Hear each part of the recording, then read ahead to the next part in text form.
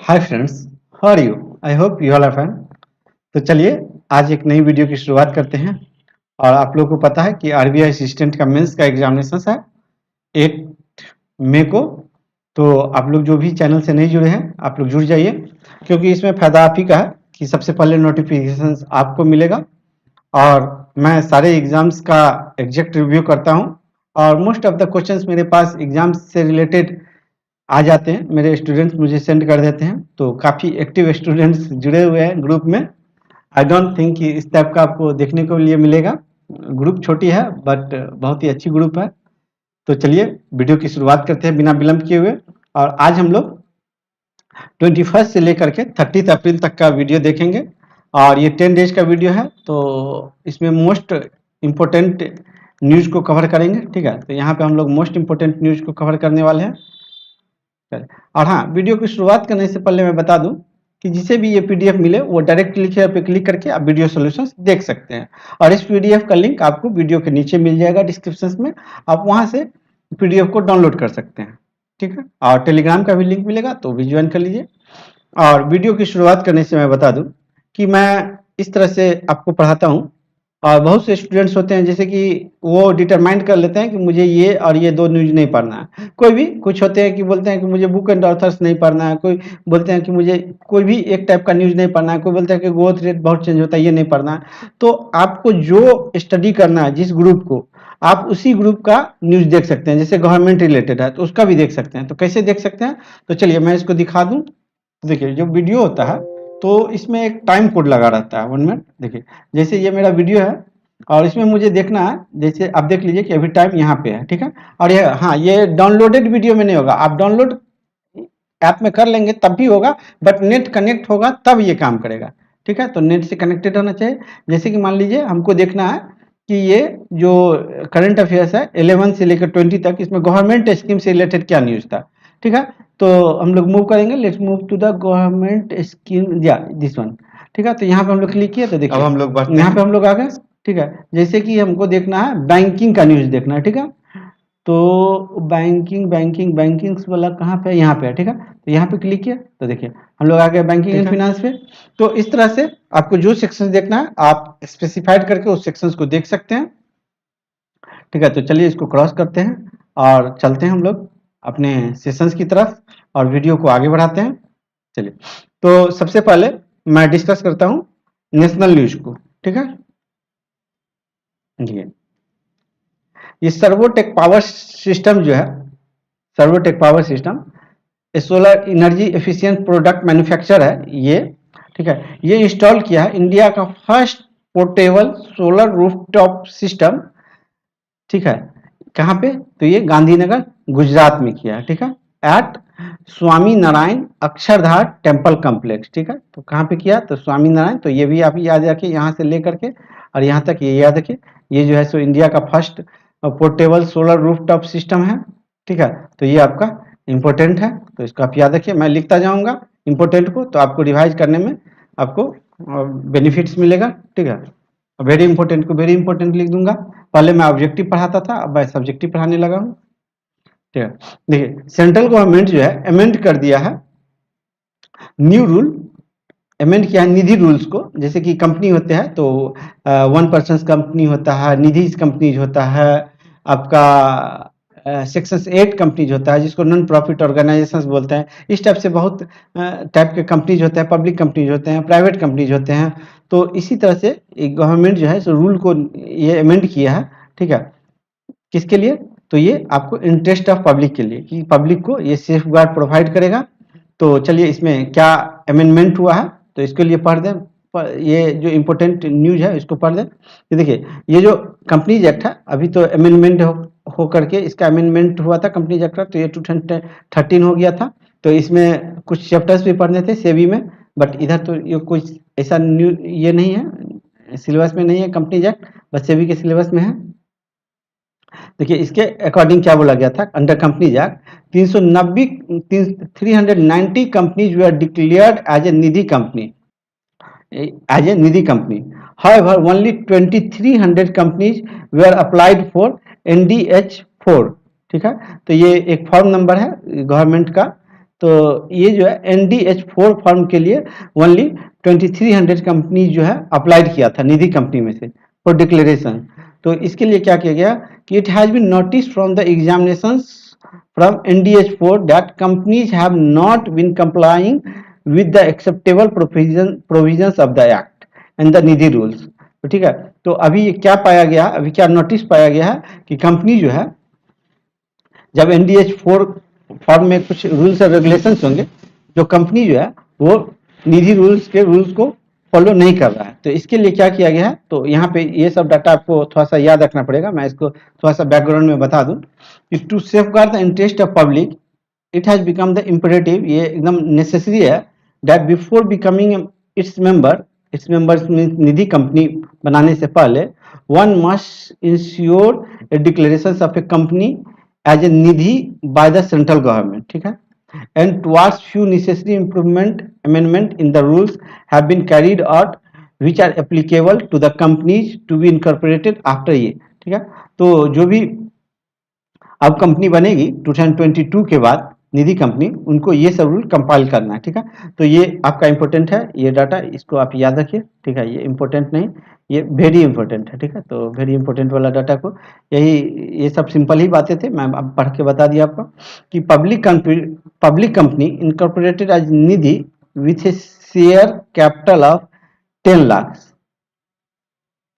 जिसका कि share capital 10 lakh होगा, वो जो है सो इनकॉर्पोरेटेड हो सकता है। इनकॉर्पोरेटेड मतलब बनाया जा सकता है उस कंपनी को, Nidhi company needs to first get itself declared as a Nidhi firm. ठीक है, तो ये निधि फॉर्म आपको डिक्लेयर करना है किसके साथ, तो सेंट्रल गवर्नमेंट के साथ, बाय अप्लाइंग इन NDH4। ठीक है, तो कौन सा निधि फॉर्म अप्लाई करना है, तो NDH4 निधि फॉर्म अप्लाई करना है। ठीक है, तो ये एग्जाम्स में आ सकता है, जब पूछ दिया जाता है तब आप लोग को लगता है कि क्या अलूल जलूल पूछा जा रहा है, बट ऐसा नहीं है।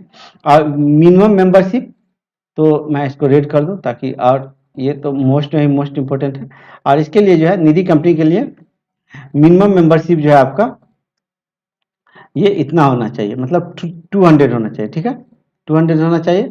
और नेट ऑन फंड जो है NOF जो है ये 20 लाख होना चाहिए with in 120 day of its incorporation. जब कंपनी बनी है उसके 120 डेज के अंदर जो है NOF नेट ऑन फंड जो है 20 लाख होना चाहिए। ठीक है, तो ये भी डाटा इंपॉर्टेंट है।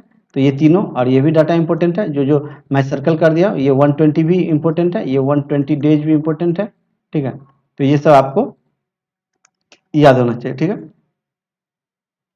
और देख लीजिए कि ये बोला जा रहा है कि जब आप NDH4 फॉर्म को फिलअप करते हैं, जब आप NDH4 फॉर्म को फिलअप करते हैं और सेंट्रल गवर्नमेंट को भेजते हैं, तो यदि सेंट्रल गवर्नमेंट, यहाँ पे देख लीजिए क्लियर लिखा हुआ है, for timely disposal it has also been provided in amendment rule, यहाँ पे अमेंडमेंट्स हुआ है, that in case of no decision conveyed by the central government within 45 days of the receipt of the applications means NDH form, यहाँ पे लिखा हुआ है companies form NDH form, the approval would be deemed as granted। ठीक है, तो ये 45 days भी आप याद रखिए। ये सब डाटा जो है न्यूमेरिकल डाटा बहुत ही इंपॉर्टेंट हो जाता है।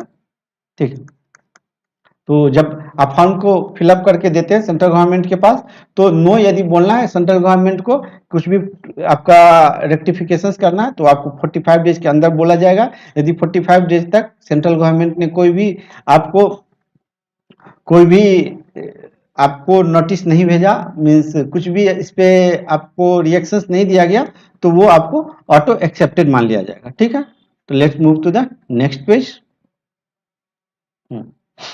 चलिए, बॉर्डर रोड ऑर्गेनाइजेशन जो है कंस्ट्रक्ट किया है वर्ल्ड का हाईएस्ट ट्यूनल, कहाँ पे, तो वर्ल्ड का हाईएस्ट ट्यूनल ये जो है सिंखुला पास के पास, जो कि इसका हाइट है ये इतना फीट हाइट है, तो ये आप याद रखिए, ये भी इंपॉर्टेंट है। सिंखुला पास के पास जो कि कनेक्ट करेगा हिमाचल प्रदेश और लद्दाख को। ठीक है, तो ये किसको कनेक्ट कर रहा है, ये हिमाचल प्रदेश और लद्दाख को। ठीक है, तो ये इंपॉर्टेंट है, ये वर्ल्ड का हाईएस्ट ट्यूनल है। ठीक है, वर्ल्ड का हाईएस्ट ट्यूनल है, तो ये वेरी इंपॉर्टेंट है। ठीक है, और ये जो है, तो ये देख लीजिए हिमाचल प्रदेश और ये मनाली को जोड़ता है। ये आप लोकेशन है, थोड़ा सा इसको एक बार पढ़ लीजिएगा, इसका चांस कम है।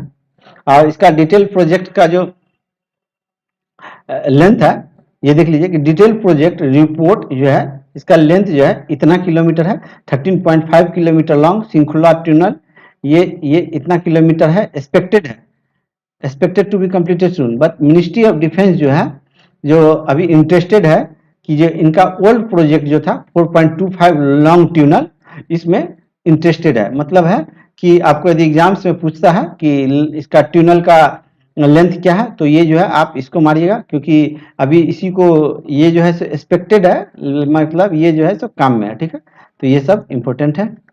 ये अंडर प्रोसेस होगा और ये कंप्लीट होने वाला है। ठीक है, let's move to the next page. देखिए पीएम मोदी जो है, पीएम मोदी जी को देख लीजिए, ये पीएम मोदी जी हैं।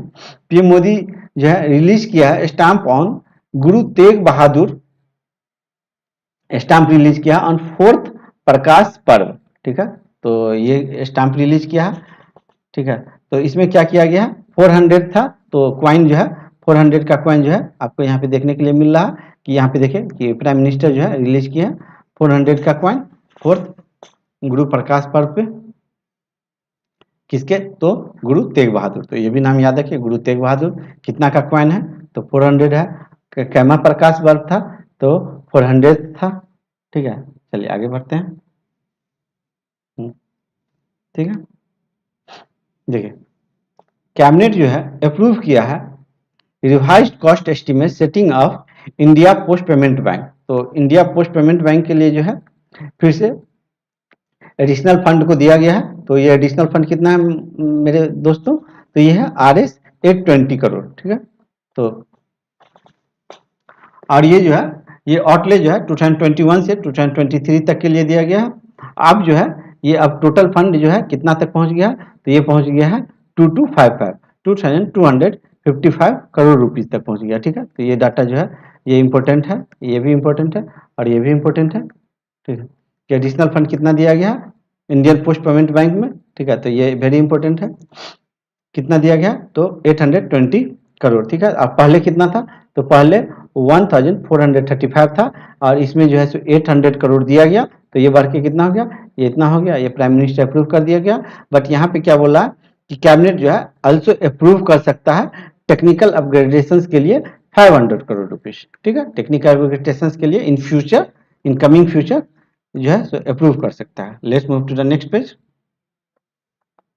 ठीक है, गवर्नमेंट जो है दिया है nutrient based subsidy rates for phosphatic and potassic fertilisers के लिए फॉर खरीफ सीजन के लिए अप्रैल इतना के लिए, तो कितना ये पैसा दिया है अप्रैल से लेकर के सितंबर 2022 के लिए 60,939 करोड़ रुपीज दिया गया। ठीक है, तो ये डाटा को थोड़ा सा आप लोग एक बार पढ़ लीजिएगा अपकमिंग एग्जाम्स में, जैसे कि 2 दिन के बाद RBI असिस्टेंट का एग्जाम्स है, तो यहाँ पे देखने के लिए मिल सकता है। ठीक है, तो अभी अपकमिंग एग्जाम्स के लिए इस डाटा को याद रखिए। ठीक है, ऐसे उतना इंपॉर्टेंट नहीं है, बट अपकमिंग एग्जाम्स के लिए इसको याद रखिए। ठीक है, पहले इतना देना था बट अभी इतना दिया गया है। ठीक है, चलिए आगे बढ़ते हैं। The union territory of Jammu Kashmir the Samba district. ठीक है, ये कौन सा district, Samba district, Jammu division में पड़ता है Samba district, has become the first district in India to cover 100% household under Ayushman Bharat Pradhan Mantri Jan Arogya Yojana सेहत स्कीम। ठीक है, तो ये कौन सा है, ये संबा डिस्ट्रिक्ट है। ठीक है, जम्मू कश्मीर का है। ठीक है, तो ये जम्मू कश्मीर का है, संबा डिस्ट्रिक्ट है, फर्स्ट डिस्ट्रिक्ट है। Let's move to the next.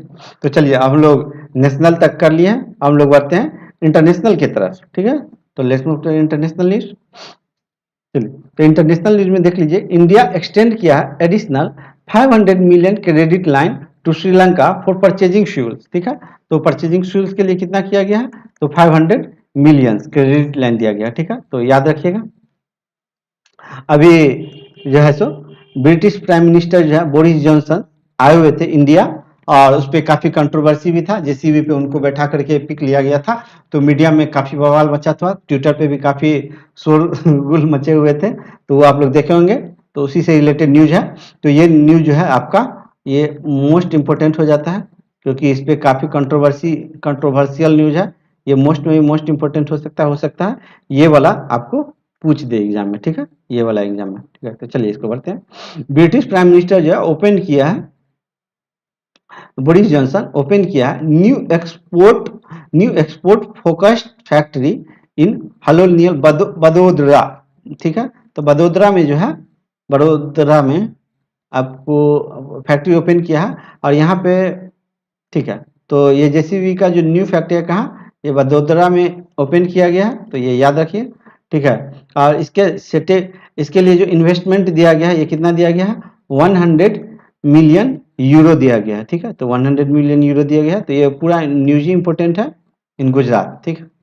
Gujarat में किया जा रहा है। गुजरात में कहाँ, तो बड़ोदरा में किया जा रहा है, ठीक है।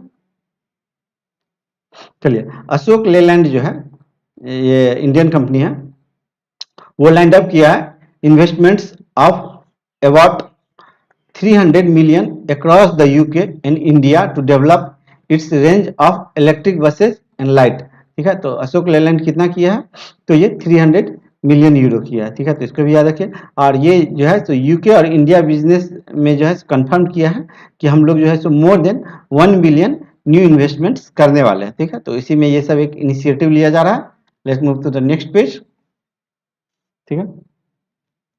चलिए, कॉस कॉस्मस, ठीक है, कॉस्मस मलावेरिकस, ठीक है। तो इसको कॉस्मस मलावेरिकस, ठीक है, कॉस्मस मलावेरिकस, ठीक है। तो ये है टाइटल है कॉस्मस मलावेरिकस, याद रखिए, ठीक है। इंडिया और नीदरलैंड जो है रिलीज किया है, इंडिया और नीदरलैंड जो है रिलीज किया है treasure log of Dutch archival record on Kerala. तो ठीक है, तो क्वेश्चन किस तरह से फ्रेम होगा कि ये जो कॉस्मस मेल मालवाराकस, ठीक है। तो क्वेश्चन किस तरह से फ्रेम होगा कि कॉस्मस मालाबेरिकस, ठीक है, कॉस्मस मालाबेरिकस जो है सो किस किस कंट्री के बीच में हुआ है, ठीक है। तो ये प्रोजेक्ट है, यहाँ देख लीजिए कि यहाँ पे क्लियर दिया गया, देखिए कॉस्मस मालाबेरिकस प्रोजेक्ट है, कॉस्मस मालाबेरिकस प्रोजेक्ट है। ये 7 ईयर ओल्ड कोलेबोरेशन है, किसके किसके बीच, तो इंडिया और नीदरलैंड के बीच है, ठीक है। तो ये जो इनिशिएटिव हुआ है वो कहाँ पे हुआ, तो ये केरला में हुआ है, ठीक है। तो ये सारा डाटा को याद रखिए कि कॉस्मस मालाबेरिकस जो है, कॉस्मस मालाबेरिकस कहाँ पे हुआ है, तो ये केरला में हुआ है। किसके किसके बीच है होता है ये, तो ये इंडिया एंड नीदरलैंड के बीच होता है। तो कुछ भी आपको एक पोर्शंस को ओमिट करके आपको दिया जा सकता है। और यहाँ पे किंग आए हुए थे नीदरलैंड का, और यहाँ पे पीएम मोदी थे। तो इन लोगों के बीच में इस पे जो है सो एक अंडरस्टैंडिंग हुआ है, ठीक है, ये याद रखिएगा। किंग का नाम नहीं पूछा जाएगा, तो आप ये कंफर्म रहिए। तो ये सबको याद रखने का कोई जरूरत नहीं है कि किंग का नाम क्या था नहीं था। तो वो वेरी रेयर ऑफ रेयरेस्ट ही पूछा जा सकता है, ठीक है, अपने को इम्पोर्टेंट पढ़ना है, ठीक है। चलिए, मॉरिशस का जो पीएम है परविंद्र कुमार जगन्नाथ, वो आए हुए हैं इंडिया, तो ठीक है। इंडिया कब से कब तक रहे थे वो, तो अप्रैल 17 से 24 तक रहे थे, ठीक है। तो वो जो थे ये पीएम के साथ जो है पार्टिसिपेट किए हैं। तो इसमें जो है जो मेजर, ऐसे तो मीटिंग में बहुत कुछ हुआ था, उतना मैं डालूंगा तो फिर मेरा जो बोलने का स्टाइल है कि नाना नानी काका काकी फूफा फूफी सब याद आ जाएगा, तो उतना मैं नहीं डाला हूँ। जो इम्पोर्टेंट है यहाँ पे, जो इम्पोर्टेंट है उसी को मैं कट करके लगाया हूँ, ठीक है। तो इसलिए मैं उस सबको छोड़ दिया हूँ। और जहाँ पे मुझे लगेगा कि आपको ज़्यादा पढ़ने की जरूरत है, मैं वहाँ पे लिंक भी दे दूंगा, मैं जहाँ से कंटेंट लाता हूँ उसका लिंक भी दे दूंगा, ठीक है, ठीक है। चलिए, तो ये पार्टिसिपेट किया, तो इसमें क्या हुआ कि WHO ग्लोबल सेंटर जो है फॉर ट्रेडिशनल मेडिसिन जो है एस्टेब्लिश्ड होगा कहाँ पे, इन जामनगर में, ठीक है। तो पीएम, और ये जो है global Ayush investment and innovation summit होगा, हुआ था कहाँ पे, तो इन गांधीनगर में, ठीक है। तो ये दोनों डाटा को याद रखिए, ये दोनों काफी कंफ्यूजन वाला डाटा है। ये जामनगर में क्या हुआ था, WHO ग्लोबल, ये भी इंपॉर्टेंट है, वेरी इंपॉर्टेंट है। तो जामनगर में क्या हुआ था, तो जामनगर में जो है सो WHO global centre for traditional medicine जो है सेरेमनी हुआ है, ठीक है। तो ये हुआ। और यहाँ पे कौन सा समिट हुआ है, गांधीनगर में। तो गांधीनगर में आयुष इन्वेस्टमेंट वाला हुआ, ठीक है। तो ये इन्वेस्टमेंट वाला उसमें याद रखना है, और ये WHO वाला जामनगर में याद रखना है, ठीक है। और जब आए हुए थे ये, तो ये बोले मॉरिशस का जो पीएम है प्रवीण जगन्नाथ, ये बोले क्या कि इंडिया जो है फार्मेसी ऑफ द वर्ल्ड है, ठीक है। तो इनका ये बहुत ही अच्छा पंच लाइन था। और इंडिया और यूरोपियन यूनियन जो है लॉन्च किया है trade and technology councils, trade and technology councils, और ये जो है सेकंड कंट्री बन गया है after US to do so, ठीक है। तो ट्रेड एंड टेक्नोलॉजी काउंसिल्स किसके साथ हुआ? यूरोपियन यूनियन के साथ हुआ, ठीक है, इंडिया के लिए। चलिए अब हम लोग आगे बढ़ते हैं। आगे देख लीजिए, रसिया जो है विड्रॉ कर लिया है अपना नाम यूनाइटेड नेशंस टूरिज्म ऑर्गेनाइजेशन से। क्यों? क्योंकि आप लोगों को पता है कि यूक्रेन में जो है, यूक्रेन और रसिया में वार चल रहा है, इसको लेकर के रसिया अपना विड्रॉ कर लिया, ठीक है। आगे बढ़ते हैं। चलिए तो अब हम लोग आ गए एक्सरसाइज की तरफ। चलिए, recently Indian coast guard conducted 8th edition of, तो इसको नहीं याद रखना है, आप इसको छोड़ सकते हैं, बहुत ही लेस चांस है यहाँ से कोई इसको पूछने का, ठीक है। तो इसको आप छोड़ दीजिए, बहुत लोग बोलेंगे क्योंकि 100 टाइप्स के एक्सरसाइज होते हैं। तो देखिए अपना टारगेट जो है ना, अपना टारगेट होता है 50 में 50 नहीं लाना है अपने को जीए में, ठीक है। वो दूसरे चैनल पे टारगेट होता होगा, अपना टारगेट है 35 प्लस का, कि अपने को 35 प्लस लाना है जीए में, ठीक है। तो अपने हम लोग इस पे इस पे वर्क नहीं करते हैं 50 पे 55 पे, हम लोग जो है सो रियल में जो पॉसिबल है उसी पे काम करते हैं, ठीक है, इमेजिनरी चीज पे काम नहीं करते हैं। तो चलिए आगे बढ़ते हैं। रिसेंटली इंडियन कोस्ट गार्ड जो है कंडक्टेड किया है 8th edition of today national level pollution response exercise, जिसका की नाम है ये नेटपोलरेक्स 8, ठीक है, ऑफ मुआंगो हार्बोर गोवा, ठीक है। तो ये कहाँ पे हुआ? ये गोवा में हुआ है, ठीक है। तो नेटपोलरेक्स जो है सो ये जो एक्सरसाइज है ये कहाँ पे हुआ? ये गोवा में हुआ, ठीक है। किसके द्वारा कंडक्ट किया गया? तो ये इंडियन कोस्ट गार्ड के द्वारा कंडक्ट किया गया, ठीक है। कहाँ पे हुआ है? तो गोवा में हुआ है, ठीक है।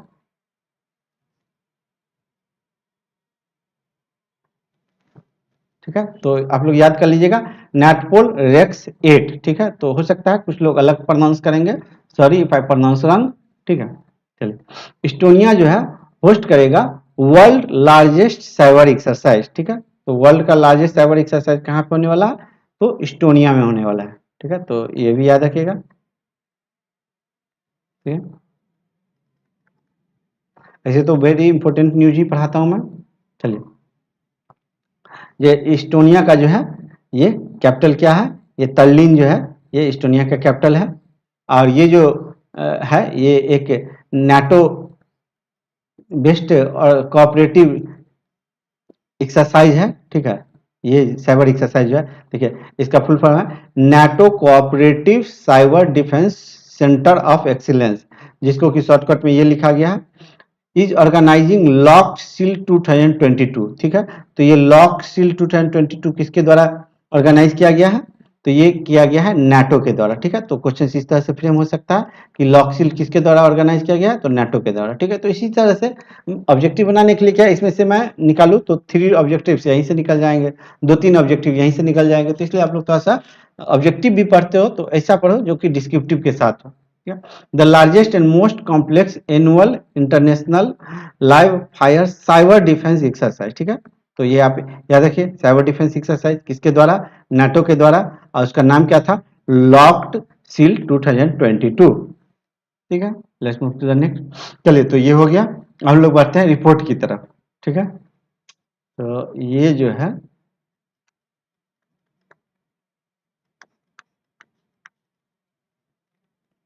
ये रिपोर्ट जो है हम लोग का मोस्ट इंपोर्टेंट था। अभी आपको इसमें पूछा गया था, सीडबी में एक क्वेश्चन पूछा गया था कि यूएई और इंडिया मिल करके, यूएई और इंडिया मिल करके कितना जो है वर्ल्ड का कितना परसेंट आर्म कंज्यूम करता है? तो एक सीडबी में आया हुआ था, तो इसलिए मैं बता रहा हूँ। और ये देख लीजिए कि ये मैं डायरेक्ट सिपरी के वेबसाइट से लिया हूँ, और इसका मैं लिंक भी आपको दे दूंगा। यहाँ पे देखिए मैं थोड़ा सा दिया हूँ, तो ये लिंक भी आपको मिल जाएगा। तो चलिए हम लोग स्टार्ट करते हैं। देखिए, world military exercise expenditure, world military expenditure passes 2 trillion for the first time. First time ऐसा हुआ कि वर्ल्ड मिलिट्री एक्सपेंडिचर जो है सो इंक्रीज कर गया है 2 ट्रिलियन से, ठीक है। तो 1 ट्रिलियन 2 ट्रिलियन 3 ट्रिलियन इस तरह से दे देगा। चलिए आगे बढ़ते हैं। ये 25 अप्रैल का न्यूज है। Total global military expenditure increase by 0.7%, ठीक है। तो ये भी डाटा याद रखिए, कितना परसेंट, 0.7%, ठीक है, इन रियल टर्म 2021, ठीक है।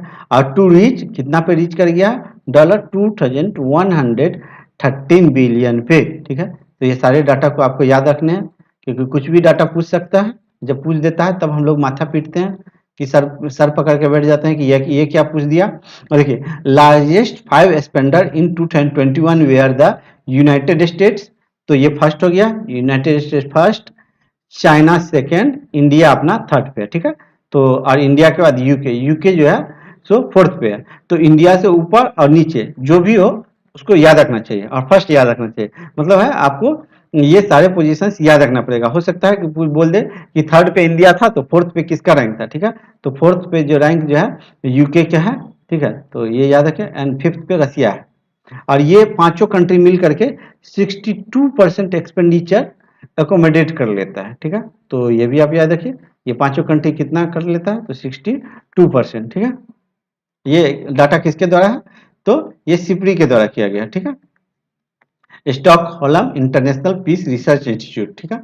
तो आप लोग से एक क्वेश्चन है, जो भी मतलब इस वीडियो के देख रहे हैं, कि स्टॉकहोल्म का जो है ये हेडक्वार्टर कहाँ पे है, वो आप लोग कमेंट में करिएगा, ताकि मुझे पता चल जाए कि कौन इस वीडियो को देखे हैं और कौन इस वीडियो को नहीं देखे हैं। और जिनको नहीं याद होगा तो उनके लिए भी कोई बात नहीं है, जिनको नहीं याद होगा वो गूगल करके कमेंट करिएगा, ठीक है, क्योंकि कभी कभी ये पूछ देता है।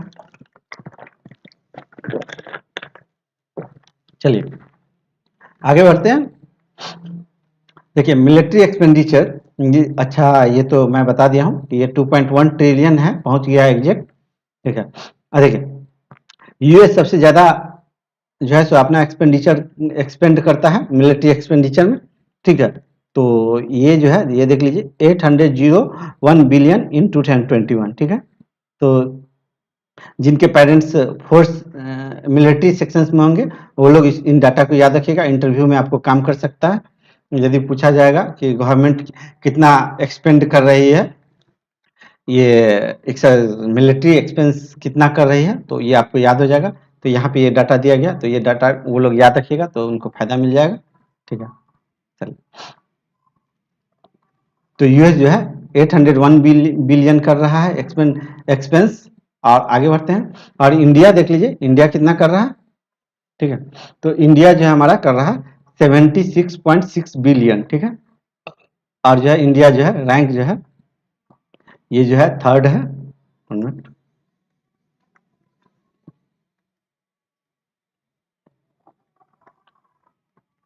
ये जो है थर्ड है इन द वर्ल्ड, ठीक है।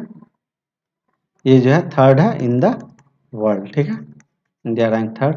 और ये जो है ये भी इम्पोर्टेंट है, तो ये एटलीस्ट कम से कम ये डाटा याद रखिएगा, ठीक है। और this is up by 0.9% and by 33% from 2022, ठीक है। तो एक दो बार पढ़ के रखिए, नियरेस्ट एग्जाम में आपको यदि इस महीना में कोई एग्जाम होगा तो ये दोनों डाटा याद रखना है, और इस महीना के बाद यदि कोई एग्जाम होगा तो ये वाला डाटा याद रखना है, ठीक है। चलिए, और जिनको डिटेल में पढ़ना होगा तो वो यहाँ पे इस लिंक पे क्लिक करके डिटेल में पढ़ लीजिएगा, और भी कंट्री का बहुत सारा डाटा दिया गया है, जो मुझे इंपॉर्टेंट लगता है मैं उतना ही बताता हूँ। चलिए आगे बढ़ते हैं, ठीक है। आगे देख लीजिए कि land land land the size of south America will be degraded if the current trend continues, ठीक है। तो साउथ अमेरिका का जो है जमीन का साइज जो है कम हो रहा है, किसके अकॉर्डिंग, तो यूनाइटेड नेशंस रिपोर्ट के अकॉर्डिंग, ठीक है। तो देखिए क्या क्या है, ये डिटेल में थोड़ा न्यूज देख लीजिए कि सम 16 मिलियन स्क्वायर, ठीक है। तो 16 million square kilometre of land जो है, ठीक है, 16 मिलियन साउथ अमेरिका, ये जो है ये डिग्रेड हो रहा है। अगर इसी तरह से जो एक्टिविटी चलता रहा, जो हम लोग अपने इन्वायरमेंट को इतना हार्म पहुंचा रहे हैं, ये एक्टिविटी चलता रहा तो 16 मिलियन स्क्वायर किलोमीटर लैंड ये जो है साउथ अमेरिका खो देगा, ठीक है। और ये रिपोर्ट किसके द्वारा इशू किया गया, United Nations convention to combat desertification के द्वारा, ठीक है। तो यूनाइटेड नेशंस का बहुत सारा आर्म है, तो इस आर्म को याद रखिए, हो सकता है पूछ दे ये रिपोर्ट, ये कम चांस है बट पूछ सकता है। और जिनको डिटेल में पढ़ना होगा ये यहाँ से पढ़ लीजिएगा इस रिपोर्ट को, ठीक है। क्योंकि बहुत ही लेंदी रिपोर्ट है। चलिए आगे देखते हैं। देखिए इन 2021 में India accounted the largest real time transaction at 48.6 billion. ठीक है, तो ये डाटा आपको याद होना चाहिए। और ये जो है ऑलमोस्ट 3 टाइम्स है, ऑलमोस्ट 3 टाइम्स है किसके, चाइना, चाइना जो है, चाइना एंड ऑलमोस्ट 7 टाइम्स जो है, almost 7 times greater than the combined real time payment volume of US Canada. तो ये सब छोड़िए, ये कम से कम याद रखिए। और ये किसके द्वारा रिलीज किया गया है, तो ये रिलीज किया गया है रिपोर्ट, ये पार्टनरशिप है ग्लोबल डाटा और ये सीईबीआर। सीईबीआर का फुल फॉर्म क्या है, centre for economic and business research. ठीक है, centre for economic and business research के द्वारा ये रिलीज किया गया है। ठीक है, चलिए आगे बढ़ते हैं।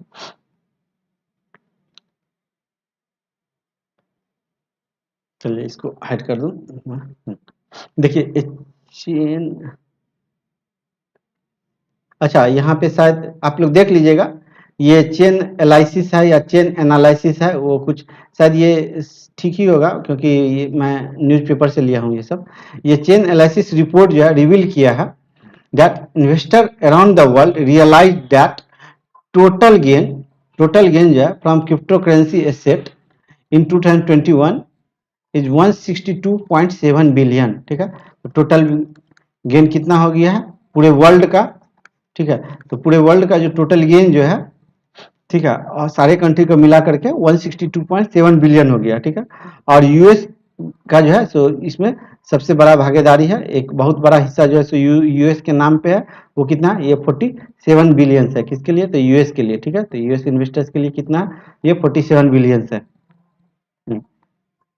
और देख लीजिए कि इंडियन इन्वेस्टर्स जो है, और इंडियन इन्वेस्टर्स के लिए जो है ये काफ़ी कम है। ये इंडियन इन्वेस्टर्स के लिए ओनली 1.85 बिलियन है। ठीक है, तो ये याद रखिए इंडियन इन्वेस्टर्स के लिए। और इतना कम है कि ये जो है टॉप 20 में भी नहीं आ करके इंडिया का रैंक जो है ये 21 पे हो गया। ठीक है, तो ये आप याद रखिए कि इंडिया का रैंक इसमें क्या है, chain analysis, chain chain analysis report के अकॉर्डिंग, चेन एनालिसिस रिपोर्ट के अकॉर्डिंग इंडिया का रैंक 21st है क्रिप्टो करेंसी एसेट में। ठीक है, जो गेन करता है उसमें। ठीक है, तो इंडिया का रैंक जो है 21st है। आगे बढ़ते हैं। देखिए ये जो 6th एडिशन जो है, 6th edition of 6th edition of United Nations global assessment report. ठीक है, तो ये याद रखिए global United Nations global assessment report. ठीक है, ये किसके द्वारा रिलीज किया जाता है। ठीक है, तो ये रिपोर्ट है on disaster risk reduction our world at risk. तो ये रिपोर्ट का नाम है। ठीक है, आवर वर्ल्ड एट रिस्क जो है ये रिपोर्ट का नाम है। ठीक है, ये रिपोर्ट जो है ये रिलीज किया गया है किसके द्वारा, तो ये यूनाइटेड नेशंस के द्वारा किया गया। ठीक है, वर्ल्ड एट वो आउट।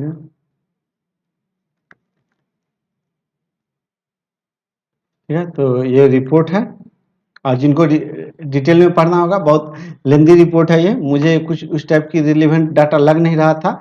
बस यही है कि United Nations global assessment report है, जो उसका नाम है आवर, ये नाम है our world at risk transforming governance for a resilience future. ये किसके द्वारा किया गया, यूनाइटेड नेशंस ग्लोबल असेसमेंट के द्वारा। तो ये रिपोर्ट है, इसमें कुछ उस टाइप का दिया नहीं गया है। तो इसमें दिया गया था कि governance for A resilient future comes at a critical time for the future of humanity. ठीक है, तो ये सिंपल लाइन है, आप देख के इसको कर सकते हैं। चलिए आगे बढ़ते हैं इंडेक्स में, और वीडियो लंबी लगे तो आप 2 पे भी देख सकते हैं। ठीक है, तो चलिए इंडेक्स में देखते हैं।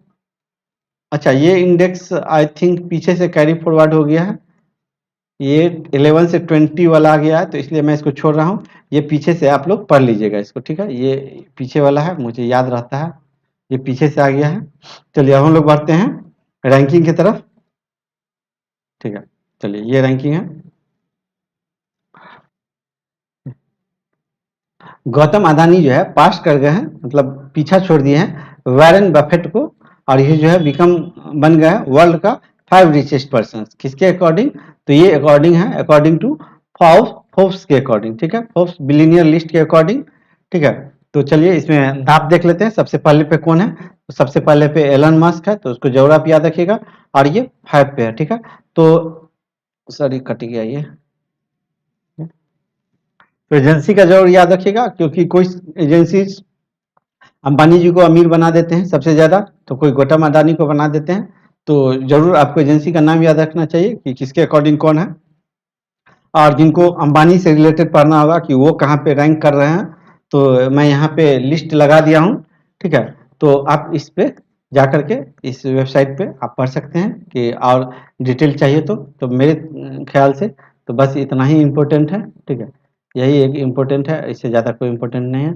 और आपको यदि देखना होगा और ये बस दो ही, ठीक है, ये और ये दो इम्पोर्टेंट है, ठीक है। चलिए आगे बढ़ते हैं, आगे बढ़ते हैं हम लोग कमिटी की तरफ। Let's move to the next sections, ठीक है। सेंटर सेंटर जो है अपॉइंट किए हैं सी मोहम्मद फैजी को हज कमेटी का मेंबर, ठीक है। तो सी मोहम्मद फैजी को हज कमेटी का मेंबर, और मार्केट ये देख लीजिए कि सेबी का मैं लगा दिया हूँ स्क्रीनशॉट।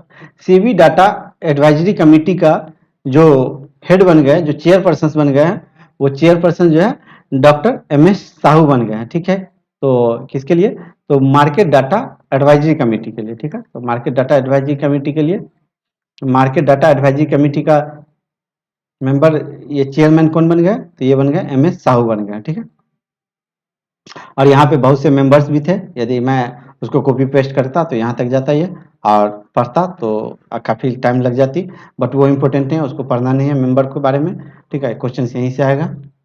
लेट्स मूव, चलिए हम लोग मूव करते हैं IT न्यूज़ की तरफ। LNT और IIT बॉम्बे जो है कोलैबोरेट किया है, डेवलप करेगा ग्रीन हाइड्रोजन टेक्नोलॉजी, ठीक है। Green hydrogen technology larger and turbo जो है कंपनी, और ये IIT बॉम्बे कोलैबोरेट किया है। चलिए अब हम लोग बढ़ते हैं MOU की तरफ, ठीक है। तो IIT से रिलेटेड ज़्यादा न्यूज़ नहीं था, एक ही था। अब हम लोग बढ़ते हैं, let's move to the MOU sections, ठीक है। चलिए MOU में देख लीजिए कि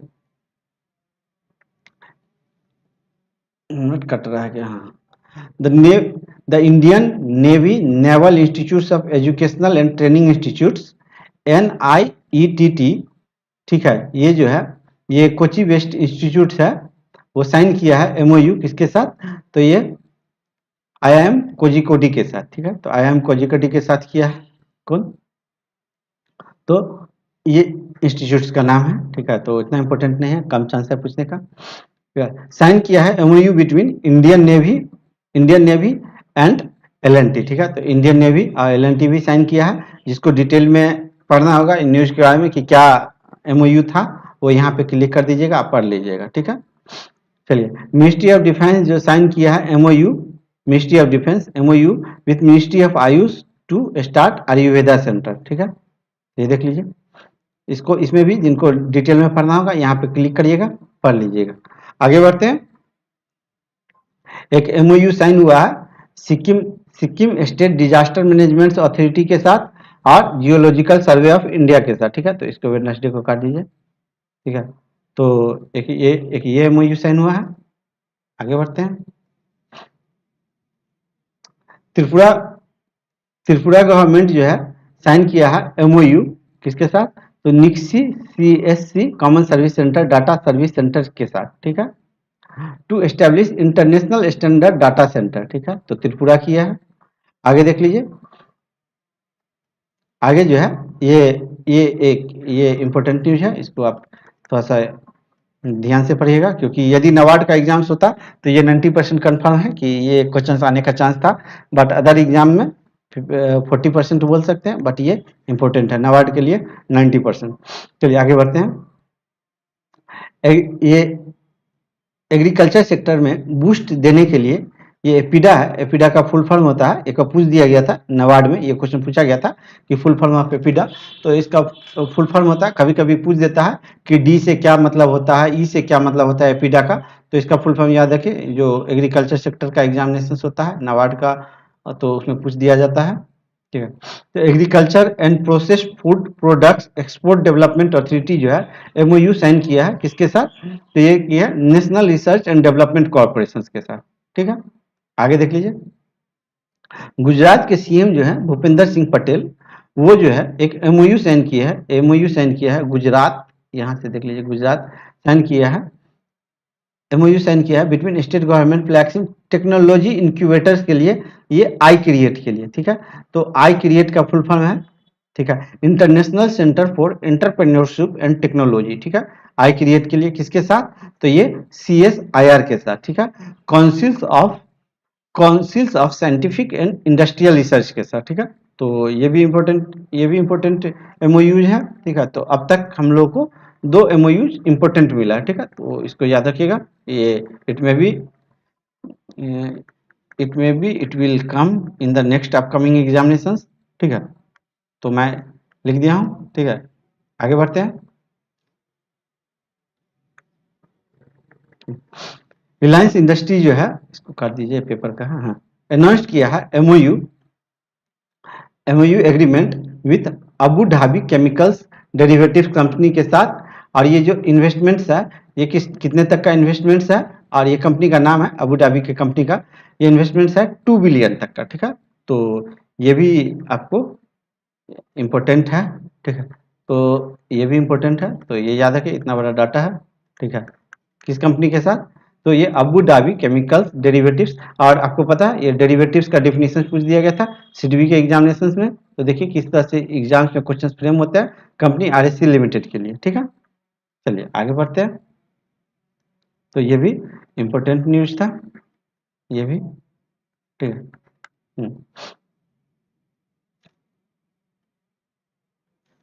चलिए, national highway logistics management limited and the ropeway and rapid transport system development corporation से हिमाचल प्रदेश जो है, हिमाचल प्रदेश साइन किया है MOU ropeway innovative transport solutions के लिए, ठीक है। तो ये बस ऐसे ही आपको अवेयर हो जाना है, एक बार देख लेना है, ये कम चांस आने का, ठीक है। The union cabinet approved amalgamation of CDC consultancy development centre along with man power movable assets, किसके साथ, तो CSIR के साथ है, ठीक है। तो ये भी एक बार देख लीजिएगा, इंपॉर्टेंट हो सकता है, कभी आ जाए अपकमिंग एग्जाम में आ सकता है, बट वही एक एग्जाम्स होगा जून जुलाई में, तो उस एग्जाम्स में इसका कम चांस है। लेकिन अभी यदि मई में एग्जाम्स होगा तो आप इसको जरूर थोड़ा सा याद रखिएगा, ठीक है। यूनियन कैबिनेट जो है, तो चेयर किए हैं, union cabinet chair by the prime minister Shri Narendra Modi, ये इसको हटा दीजिए, has approved signing off MOU between India and Chile for corporations of disability sector. तो डिजेबिलिटी सेक्टर के लिए किसके साथ MOU साइन हुआ है, तो इंडिया एंड चिले के साथ, ठीक है। तो बस सिंपल न्यूज है, कोई ऐसा इंपॉर्टेंट नहीं है। ONGC जो है साइन किया है MOU किसके साथ, तो इक्विनॉर ASA के साथ, ठीक है। एक नॉर्वे का कंपनी है, ऑयल कंपनी है, उसके साथ ONGC MOU साइन किया, ठीक है। सिंपल न्यूज है, ठीक है। IFSC जो है international financial service centre authority MOU sign किया है किसके साथ, तो नेशनल इंश्योरेंस एकेडमी के साथ, ठीक है। गूगल जो ये इंपॉर्टेंट है, गूगल साइन किया है MOU तेलंगाना गवर्नमेंट के साथ to bring digital economy to youth women entrepreneurs, ठीक है। तो ये इंपॉर्टेंट है, इसको याद रखिएगा, ठीक है। जहां जहां मैं लिख देता हूं उसको आप ज्यादा जोर दे करके पढ़िएगा, ठीक है। चलिए, IIM कोझिकोडे जो है, और ये अफ्रीकन एशियंस रूरल डेवलपमेंट एक MOU साइन किया है जो कि प्रमोट करेगा research consultancy technical knowledge support करेगा सस्टेनेबल एग्रीकल्चर और रूरल डेवलपमेंट को, ठीक है। तो IIM कोझिकोडे किसके साथ किया है, तो अफ्रीकन के साथ किया, इसे याद रखिएगा। चलिए, तो अब तक हम लोगों ने बहुत सारे सेक्शंस को कवर कर लिया है। अब हम लोग चलते हैं इंटरनेशनल ऑर्गेनाइजेशंस की तरफ एंड लेट्स सी कौन कौन सा न्यूज है इंटरनेशनल ऑर्गेनाइजेशंस में। नीति आयोग और यूनिसेफ जो है साइन किया है, नीति आयोग और यूनिसेफ जो है साइन किया है statement of intent on sustainable development goal.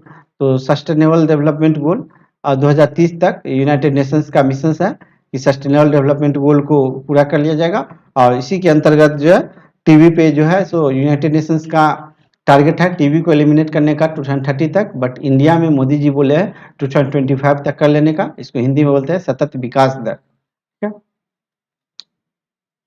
Aiming to achieve United Nation sustainable development goal focusing on childrens in the country. ठीक है, तो नीति आयोग और यूनिसेफ इंडिया के बीच में हुआ है, क्या साइन हुआ है, तो स्टेटमेंट ऑफ इंटेंट। ठीक है, तो ये वेरी इंपॉर्टेंट है, किसके किसके बीच हुआ स्टेटमेंट ऑफ इंटेंट, तो ये नीति आयोग और यूनिसेफ के बीच में हुआ है, बस इतना याद रखिए। Let's move to the next section that is summit. ठीक है, तो देखिए समिट में हम लोग ने पढ़ा था कि पिछले फरवरी में ये क्लियर हो गया था कि अब जो G20 का समिट होगा वो प्रगति मैदान में होगा। ठीक है, तो इसी में कुछ एडिशनल न्यूज देखने के लिए मिला है, जिसको कि मैं इसमें कवर कर देता हूं। तो ये आप याद रखिए, G20 कहाँ पहले होने वाला था कहीं और, बट इसको रिशेड्यूल किया गया है। ठीक है, तो अब ये सब आप याद रखिएगा। इसका मैं ट्रिक भी बताया था इस वीडियो में कि किस तरह से याद रखना है, नहीं याद है तो आप उसमें जाकर के देखिए कि मैं ट्रिक क्या बताया था। चलिए, तो देखिए G20 जो है 2023 में इंडिया में होने वाला है, तो उसके लिए जो है फॉरेन सेक्रेटरी जो है, फॉरेन सेक्रेटरी हर्ष बी श्रृंगला, उनको जो है ये अपॉइंट कर लिया गया है, ये प्रेसिडेंसी करेंगे। ये दियाज G20 कोऑर्डिनेटर। ठीक है, तो इंडिया का G20 का कोऑर्डिनेटर कौन है, तो ये हर्ष बी श्रृंगला है। ठीक है, और ये कब होने जा रहा है, ये 2020, यहाँ पे देखिए क्लियर लिखा हुआ, ये 2023 में होने वाला है। पहले इंडोनेशिया में होगा, फिर 2023 में इंडिया में होगा। ठीक है, तो यहाँ देख लीजिए चार्ट, यहाँ पे क्लियर दिया गया कि ये पहले इंडोनेशिया में होना था और इसके बाद इंडिया में। ठीक है, तो पहले इंडोनेशिया में होने वाला है और इसके बाद इंडिया में, तो यहाँ देख लीजिए क्लियर लिखा गया, after the summit in Indonesia and prepare to host 2023 event amid an emerging political geo order. ठीक है, तो पहले होगा इसके बाद यहाँ होगा। ठीक है, आगे बढ़ते हैं। प्राइम मिनिस्टर मोदी जो है, प्राइम मिनिस्टर मोदी जो है इनवाइट किए हैं, ठीक है, बोरिस जॉनसन को इंडिया इन 2023 G20 समिट। ठीक है, तो इंडिया G20 समिट में किसको इनवाइट किया गया है, ठीक है, तो यूके के पीएम जो है, यूके के पीएम बोरिस जॉनसन, उनको जो है इनवाइट किया गया है। ठीक है, तो ये भी इंपॉर्टेंट है, ये पूछा जा सकता है। तो देख रहे हैं कि किस तरह से इंटरकनेक्टेड हो जाता है न्यूज आगे चल के, तो वो मैं आपको कनेक्ट कर दिया हूँ, ये मैं बताया था फरवरी में, और ये उससे कनेक्शंस बन करके ये न्यूज आया है अप्रैल में। ठीक है, आगे बढ़ते हैं।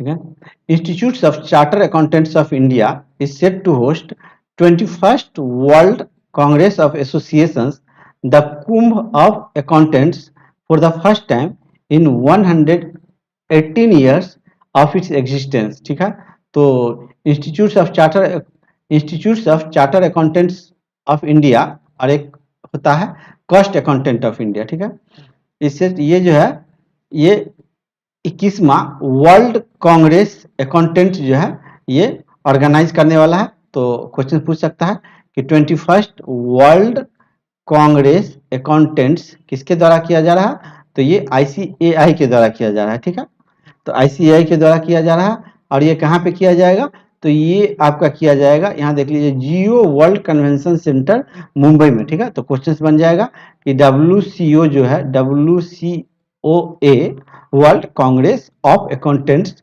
ये 21st जो है कहाँ कंडक्ट होगा, ये मुंबई में होगा। ठीक है, किसके द्वारा कंडक्ट किया जा रहा है, तो ये इसके द्वारा कंडक्ट किया जा रहा है। ठीक है, तो ये भी इंपॉर्टेंट न्यूज है, क्योंकि ये 118 साल के बाद होने जा रहा है, फर्स्ट टाइम होने जा रहा है यहाँ पे।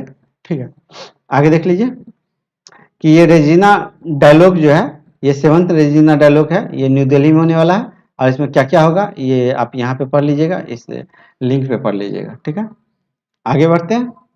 देखिए अब हम लोग बढ़ते हैं बैंकिंग एंड फिनेंस की तरफ। ठीक है, तो अब वीडियो आधा होने वाला है, अब हम लोग चलते हैं बैंकिंग एंड फिनेंस की तरफ। ठीक, चलिए, तो इस न्यूज को तो हम लोग पढ़ लिए थे पहले नेशनल्स में, तो आप लोग नेशनल में देख लीजिएगा, दोबारा आ गया है, ये 2 टाइम्स आ गया है, सॉरी फॉर दैट। ठीक है, तो अब हम लोग आगे बढ़ते हैं, इस न्यूज को हम लोग पढ़ लिए थे। ठीक है, आगे बढ़ते हैं। HDFC HDFC लिमिटेड सेल किया 10% equity in HDFC capital to Abu Dhabi investment authority, ठीक है। सिडबी जो है अप्रूव किया 600 crore for industrial cluster development in Maharashtra, ठीक है। चलिए आगे देख लीजिए, धनलक्ष्मी बैंक जो है, धनलक्ष्मी बैंक साइन किया है एक MOU किसके साथ, तो CBDT के साथ, central board of direct taxes and central board of indirect taxes and custom के साथ, ठीक है।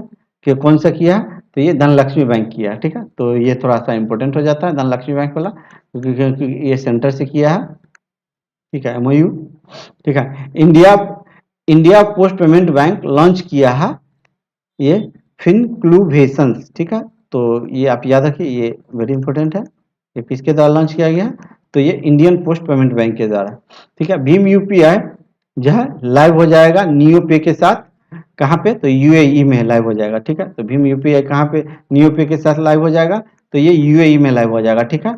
ये बहुत बड़ा आर्टिकल था बट मैं शॉर्टकट में डाला हूँ, ठीक है। NSE नेशनल स्टॉक एक्सचेंज, ठीक है, नेशनल स्टॉक एक्सचेंज और IFSC Limited, a subsidiary of NSE का subsidiary है, on Friday announced that the launch of international sustainability platform at Gujarat gift city, ठीक है। तो ये कहाँ पे अपना इंटरनेशनल सस्टेनेबिलिटी प्लेटफॉर्म लॉन्च किए हैं, तो ये गुजरात में किया, ठीक है। NSE IFSC, ठीक है। तो IFSC से याद रखिएगा, ये भी थोड़ा सा इंपॉर्टेंट है। सिडबी जो है जो कि लीड करता है MSE सेक्टर को, ये MOU साइन किया है किसके साथ, तो वेस्ट बंगाल के साथ, किसके लिए, तो इकोसिस्टम MSME में इकोसिस्टम्स लाने के लिए, ठीक है। चलिए SBI कार्ड जो है पार्टनर किया है TCS के साथ डिजिटल, जिससे कि आपको रिवैम्प किया जा सके डिजिटल एक्सपीरियंस को, ठीक है।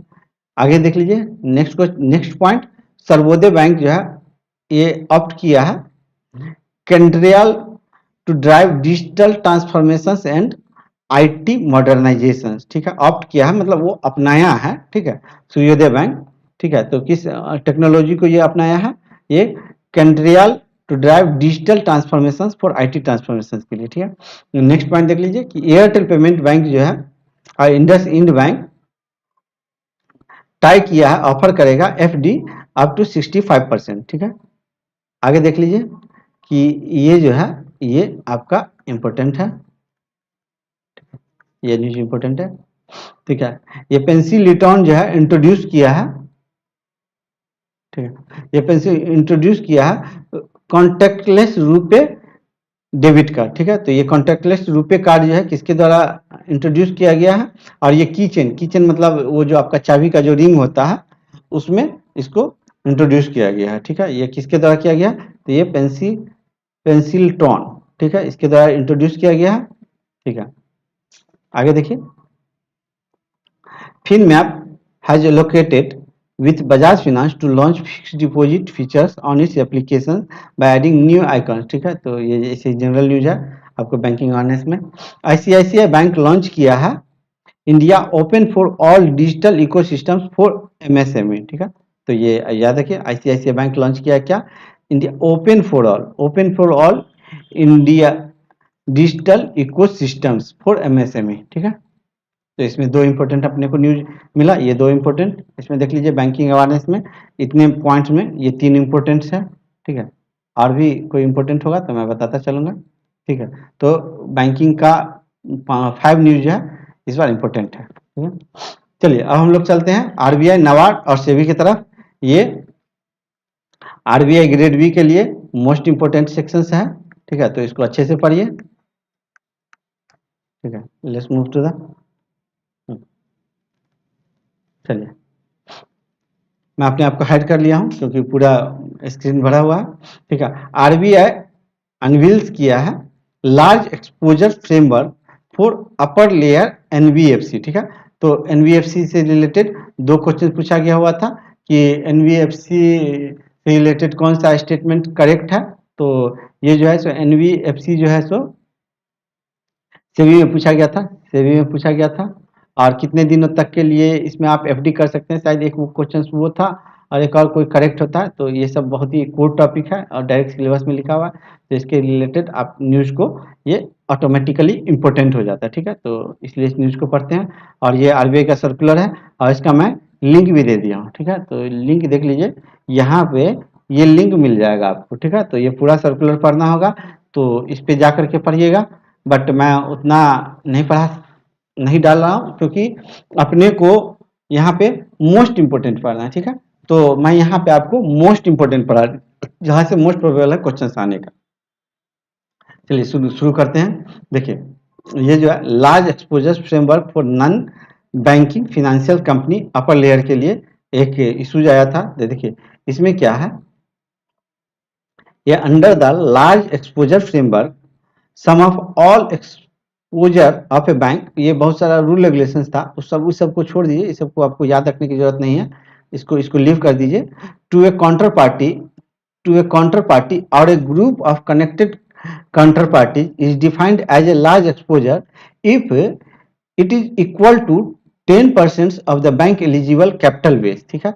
जो आपका बैंक का एलिजिबल कैपिटल बेस जो है उसका ये या तो इक्वल हो 10% या उससे अबव हो, ठीक है। तो ये क्वेश्चंस आपका मोस्ट प्रोबेबल है यहाँ से एक क्वेश्चंस पूछने का, ठीक है। तो थोड़ा सा मैं अच्छे से कर दूं, ठीक है। तो ये मोस्ट प्रोबेबल है 10% ऑफ द बैंक, ठीक है। तो इसको आप लोग याद रखिए कि जो लार्ज एक्सपोजर फ्रेमवर्क में क्या होता है कि जो आपका काउंटर पार्टी और a group of connected counterparties, मतलब या तो एक ही ऑर्गेनाइजेशन या मोर देन 2 3 4 इस तरह से जो ऑर्गेनाइजेशन वो मिलके जो है, ठीक है, वो मिलके ऑक्युपाई कर ले इक्वल और above 10% of the bank eligible capital base, ठीक है। तो ये जो है एक्सपोजर, अब इसमें जाइएगा तो फिर ये एक्सपोजर क्या होता है, तो उसके लिए काफ़ी लॉन्ग टर्म डिफिनीशंस दिया गया है, क्या क्या चीज़ एक्सपोजर्स में आते हैं, तो उतना पढ़ेंगे तो फिर पीएचडी करना हो जाएगा फिनांस में। अपने को याद करके कम पढ़ के ज़्यादा नंबर लाना है, तो इसलिए मैं आपको जो बता रहा हूँ वो आप आइज क्लोज करके बस इसको याद कर लीजिए, ठीक है। और ये आपका काम हो जाएगा, ठीक है। और ये कैपिटल बेस क्या होता है बैंक के लिए एलिजिबल कैपिटल बेस, तो आपको पता है 3 टाइप का, टीयर 1 टीयर 2 टीयर 3 करके कैपिटल बेस होता है, ठीक है। तो ये है, ये टीयर 1 है, ठीक है। तो ये आप देख लीजिएगा, ठीक है। तो चलिए आगे बढ़ते हैं। देखिए कॉमन इक्विटी टीयर 1, ठीक है। तो इसमें जो है in order to enhance the quality of regulatory capital NBFC non banking financial corporations upper layer shall maintain common equity tier 1 capital of at least 9%, ठीक है। तो ये कितना मेंटेन करना है आपको, एटलीस्ट 9%, ठीक है। तो ये भी आपका मोस्ट इंपोर्टेंट है। मैं पूरा सर्कुलर पढ़ के जो मोस्ट इंपोर्टेंट है मैं वही डायरेक्ट डिस्कस कर रहा हूँ। Percentage of risk weighted asset, ठीक है। तो फिर मैं यहाँ पे रिस्क वेटेड एसेट को डिफाइन करने लगूंगा, तो यहीं पे 10 मिनट्स लग जाएंगे। बस अपने को इस पर पीएचडी नहीं करना है, डायरेक्ट इसको याद कर लेना है। चलिए आगे बढ़ते हैं, ठीक है। ये डाटा भी आप याद रखिए। देखिए इंफ्रास्ट्रक्चर फिनांस कंपनियां, ठीक है, इंफ्रास्ट्रक्चर फिनांस कंपनियां, तो NBFC non banking finance corporations upper layer other than IFSC infrastructure finance company, ठीक है। और ये जो है अदर देन, और ये जो है इंफ्रास्ट्रक्चर के साथ, देखिए जब सिंगल काउंटर पार्टी है, जब सिंगल काउंटर पार्टी है तो एनबीएफसी का जो अपर लिमिट है ये 20% है। एडिशनल 5% आपको जब बोर्ड अप्रूवल कर देगा तो आपको मिल सकता है, 5% मतलब 25% हो सकता है। Additional 5% exposure towards infrastructure loan investment, ठीक है।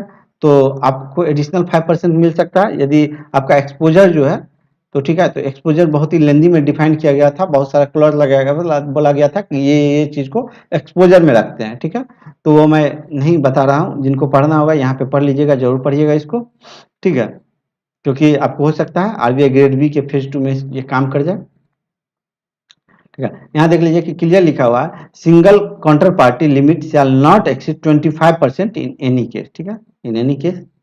आगे group of connected counter parties, जो काउंटर पार्टीज कनेक्टेड है उसमें 25% और additional 10% towards infrastructure and non investments, ठीक है।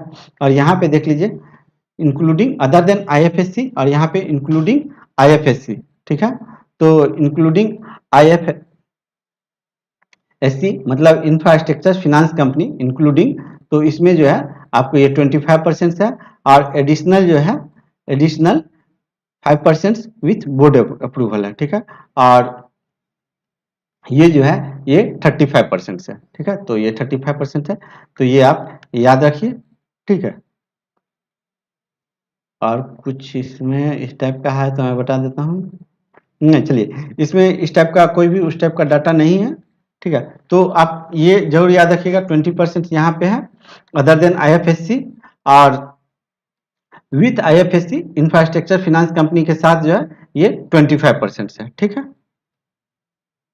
1 मिनट, या ठीक जा रहा है वीडियो, ठीक है। तो ये डाटा को आप 2-3 बार पढ़ेंगे कि सिंगल काउंटर पार्टी में 20% है, एडिशनल बोर्ड अप्रूवल के साथ 25%, 5% एक्स्ट्रा है, ठीक है। तो इस तरह से आप पढ़ेंगे। यहाँ पे जो है connected group of connected counter parties में विथ आईएफएससी 35% है, ठीक है। Group of connected counter parties में विथ आईएफएससी अपर लिमिट्स में ये 25% है। तो इस तरह से आप इसको याद कर लीजिएगा, ठीक है। चलिए आगे बढ़ते हैं। ये भी वेरी इंपॉर्टेंट न्यूज है, ठीक है। और इस पे मैं एक अलग से मैं सोच रहा हूँ कि इस पे मैं एक अलग से सेशंस ले लूँ आरबीआई नोटिफिकेशंस करके, वहां पे मैं थोड़ा सा डिटेल में आपको पढ़ा दूंगा, ठीक है। ब्रोवर with exposures of 5 crore and above have to obtain legal entity identifier, ठीक है। तो जो आप ब्रोइंग करते हैं वो आपको 5 करोड़ या उससे ज्यादा होगा तो आपको लीगल एंटिटी आइडेंटिफायर जो है लेना पड़ेगा। और ये कितने डिजिट का होता है? ये आपका 20 डिजिट का होता है। So many exams this questions had been asked, ठीक है। तो ये आपको याद रखना है कि ये 20 डिजिट्स का होता है। देखिए, the non individual borrower enjoying aggregate output exposure 5 crore above from bank and financial institutions shall be required to obtain legal entity identifier, ठीक है। तो ये डाटा याद रखिएगा, ठीक है। और देखिए टाइमलाइन दिया गया है लीगल एंटिटी आइडेंटिफायर्स के लिए। एक मिनट, मैं थोड़ा पानी पी लूं।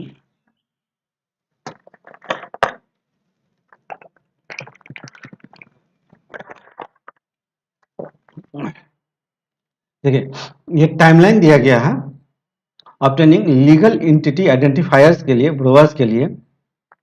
तो इसको ऑब्टेन करना है, तो जो ये टाइमलाइन है इसको आप जरूर याद रखिएगा, क्योंकि ये देखिए टाइमलाइन जो है ये अबव 25 करोड़ के लिए जो है आपको 30 अप्रैल 2023 तक कर लेना है, ठीक है।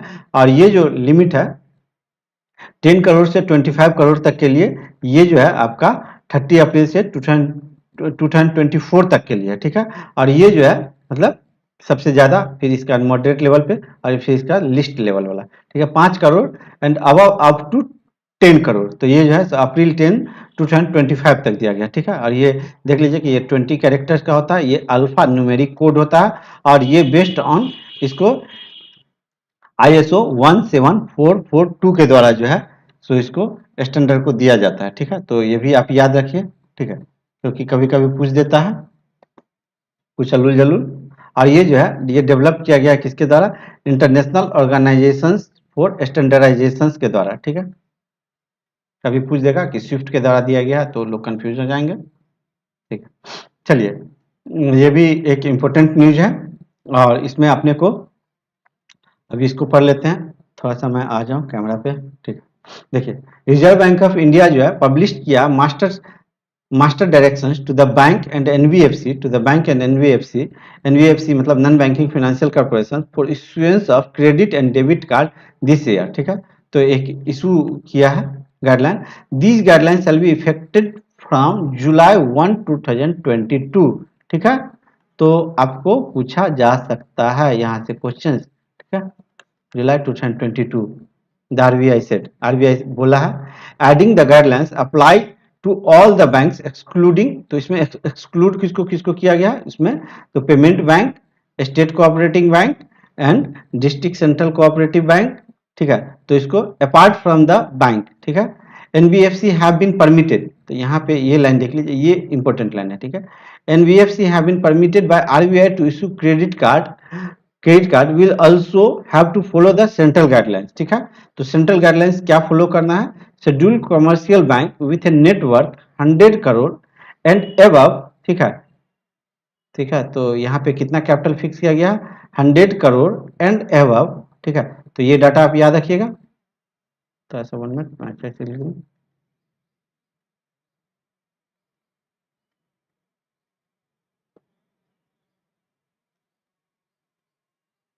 100 crore and above permitted to undertake credit card business either independently or tie-up arrangement with other card issuing bank या NBFC with the approval of their board, ठीक है, तो बोर्ड है, a scheduled commercial bank want to set up separate subsidies for undertaking credit card business shall be required, यदि कोई आपका separate subsidy बनाते हैं सब्सिडीज, तो आपको लिए जो है उसके लिए अप्रूवल देना पड़ेगा, ठीक है, तो यहाँ पे अपने को टोटल 3 पॉइंट याद रखना है, क्या कि क्रेडिट कार्ड के लिए जो नया गाइडलाइंस इशू किया गया है, डेबिट कार्ड और क्रेडिट कार्ड को इशू करने से रिलेटेड जो गाइडलाइन इशू किया गया वो कब से इफेक्टिव होगा, तो ये जुलाई 1, 2022 से होगा, ठीक है, तो ऐसा लिख दिया जाएगा कि अकॉर्डिंग टू द डेटेड, इस डेट के अकॉर्डिंग एक न्यूज आया था उसके अनुसार ये कब तक के लिए वैलिड है, ठीक है, और इसमें कौन कौन से बैंक को एक्सक्लूड किया गया है, तो इसमें देख लीजिए, इसमें जो है सो एक्सक्लूडिंग, ये एक्सक्लूड किया गया है, ये पेमेंट बैंक को, ठीक है, स्टेट कोऑपरेटिव बैंक को, ठीक है, और डिस्ट्रिक्ट सेंट्रल कोऑपरेटिव बैंक को, और इसके लिए जो है आपको नेटवर्थ कितना होना चाहिए, तो ये 100 करोड़ होना चाहिए, ठीक है, चलिए आगे बढ़ते हैं, आरबीआई लॉन्च किया है क्वार्टरली इंडस्ट्रियल आउटलुक सर्वे, ठीक है, तो बस इतना याद रखिए कि ये industrial outlook survey is launched by which of the flowing financial organisations, then it is launched by RBI, ठीक है, ठीक है, तो ये आप लोग पढ़ लीजिएगा, आरबीआई जो है ये कभी अभी हाल में कोई न्यूज होगा, अभी एग्जाम्स होगा, जैसे आरबीआई असिस्टेंट का मेंस है, तो इसमें मैं भी पूछ सकता है कि अकॉर्डिंग टू अप्रैल 2022 जो है सो किस, ये जो बैंक है बैंक ऑफ महाराष्ट्र, उसको कितना का पेनल्टी किया गया है, तो ये 1.2 करोड़ का दिया जाएगा, ठीक है, तो वहां क्लियर लिखा रहेगा अकॉर्डिंग टू अप्रैल मंथ 2022, ठीक है, चलिए आगे बढ़ते हैं, सेबी जो है, सेबी सेबी ऑर्गेनाइज किया है advisory panel on leveraging regulatory and technology solution, ठीक है, तो ये भी एक इंपॉर्टेंट न्यूज है, देखिए मार्केट रेगुलेटर सेबी जो है रिकॉन्स्टिट्यूट किया advisory committee on leveraging regulatory and technology solutions, ठीक है, तो ये ALERTS इसका फुल फॉर्म याद रखिए, ठीक है, इसका फुल फॉर्म याद रखिए, इसका फुल फॉर्म याद रखिए, ये इंपॉर्टेंट है, और इसके लिए जो हेड है इनका, ये 7 पैनल का मेंबर है, उसका हेड जो है ये सुनील वाजपेयी जी हैं, ठीक है, तो ये याद रखिए, सेबी से रिलेटेड है, सेबी से रिलेटेड एक और कमिटी बना था, वो पहले मैं डिस्कस किया हूँ, MS साहू वाला, आप लोग को याद होगा, ठीक है, चलिए आगे देखते हैं, देखिए to streamline the process of public issue of units, REITs मतलब real estate investment trust, ठीक है, real estate investment trust, ठीक है, तो यहाँ पे फुल फॉर्म दिया होगा कहीं, यहाँ देखिए यहाँ पे दिया गया है फुल फॉर्म, ठीक है, एंड इनविट्स का फुल फॉर्म देख लीजिए, इंफ्रास्ट्रक्चर इन्वेस्टमेंट ट्रस्ट, ठीक है,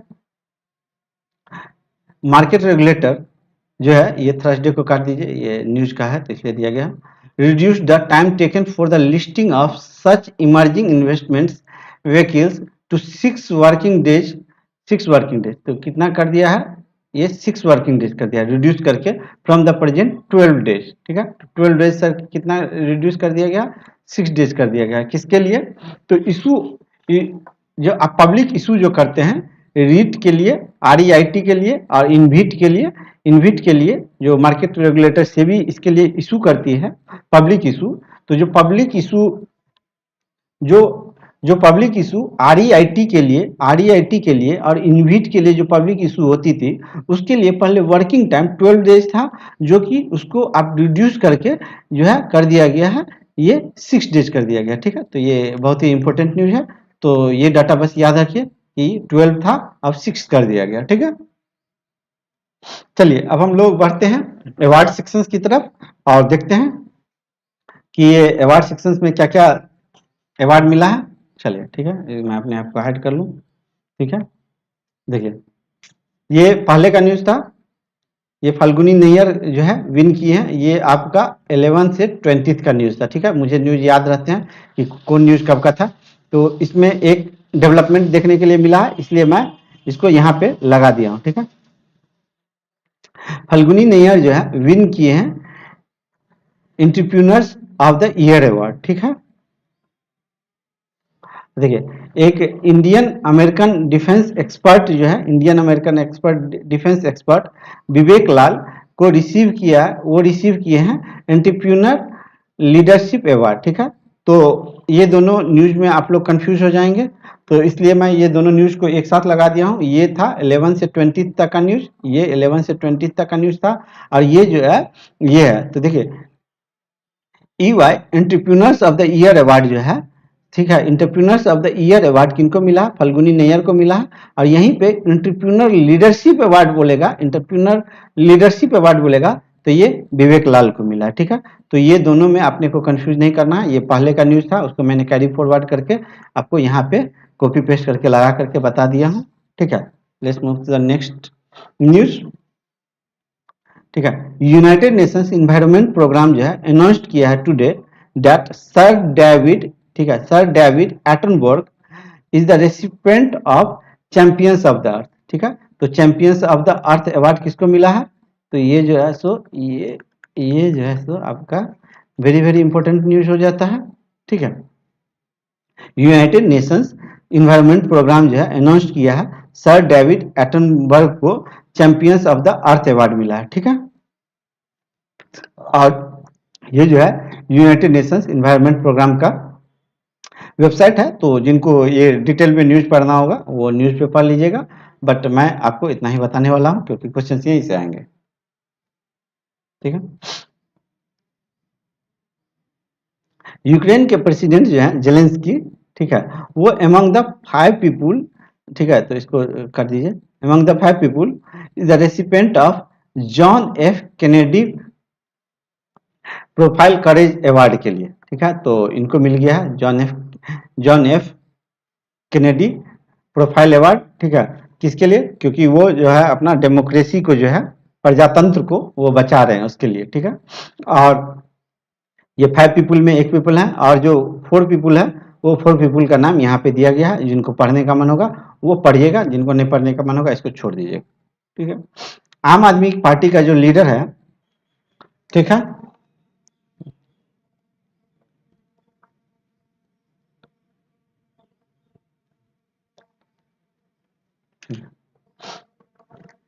चलिए अब नेक्स्ट न्यूज देखते हैं। पीएम मोदी जो है रिसीव किया है फर्स्ट लता दीनदयाल मंगेशकर अवार्ड। ठीक है, तो पीएम मोदी को मिला है, ठीक है, नरेंद्र मोदी जी को मिला है ये अवार्ड। ठीक है, आगे देख लीजिए कि मेघालय जो है, मेघालय जो है वो देखिए मेघालय प्लानिंग डिपार्टमेंट की initiative e proposal system part of Meghalaya enterprises architectures wins United Nations award. ठीक है, तो United Nations award world summit on the information society forum. ठीक है, तो ये यूनाइटेड नेशंस का अवार्ड है, ये अवार्ड का ये नाम है, ये अवार्ड है यूनाइटेड नेशंस का अवार्ड। वो कहाँ पे मिला था? World summit on the information society forum. तो world summit on the information society forum के द्वारा जो है मेघालय को जो है ई प्रपोजल सिस्टम्स के लिए अवार्ड दिया गया है। ठीक है, तो ये याद रखिएगा किसको दिया गया है, तो ये मेघालय को दिया गया है। ठीक है, आगे बढ़ते हैं, ये भी इंपॉर्टेंट न्यूज है क्योंकि ये यूनाइटेड नेशंस के द्वारा ये अवार्ड दिया गया है। The prestigious Sahitya Akademi award presented to 24 awardee during the Sahityotsav. ठीक है, तो और ये क्या है, तो ये 24 ट्राइबल लैंग्वेज में दिया गया, ठीक। तो सिंपल एक अपडेट था जो मैं मुझे देना था, आपको दे दिया, ठीक है।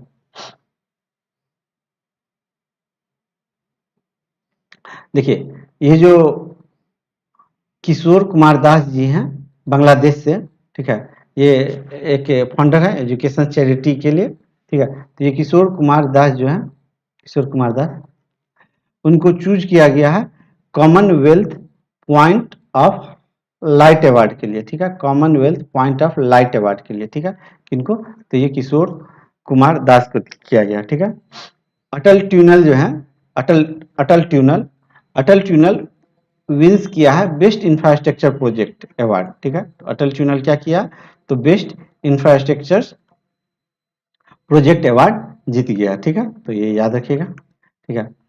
NMDC conferred at PRSI का फुल फॉर्म है पब्लिक रिलेशंस अवार्ड।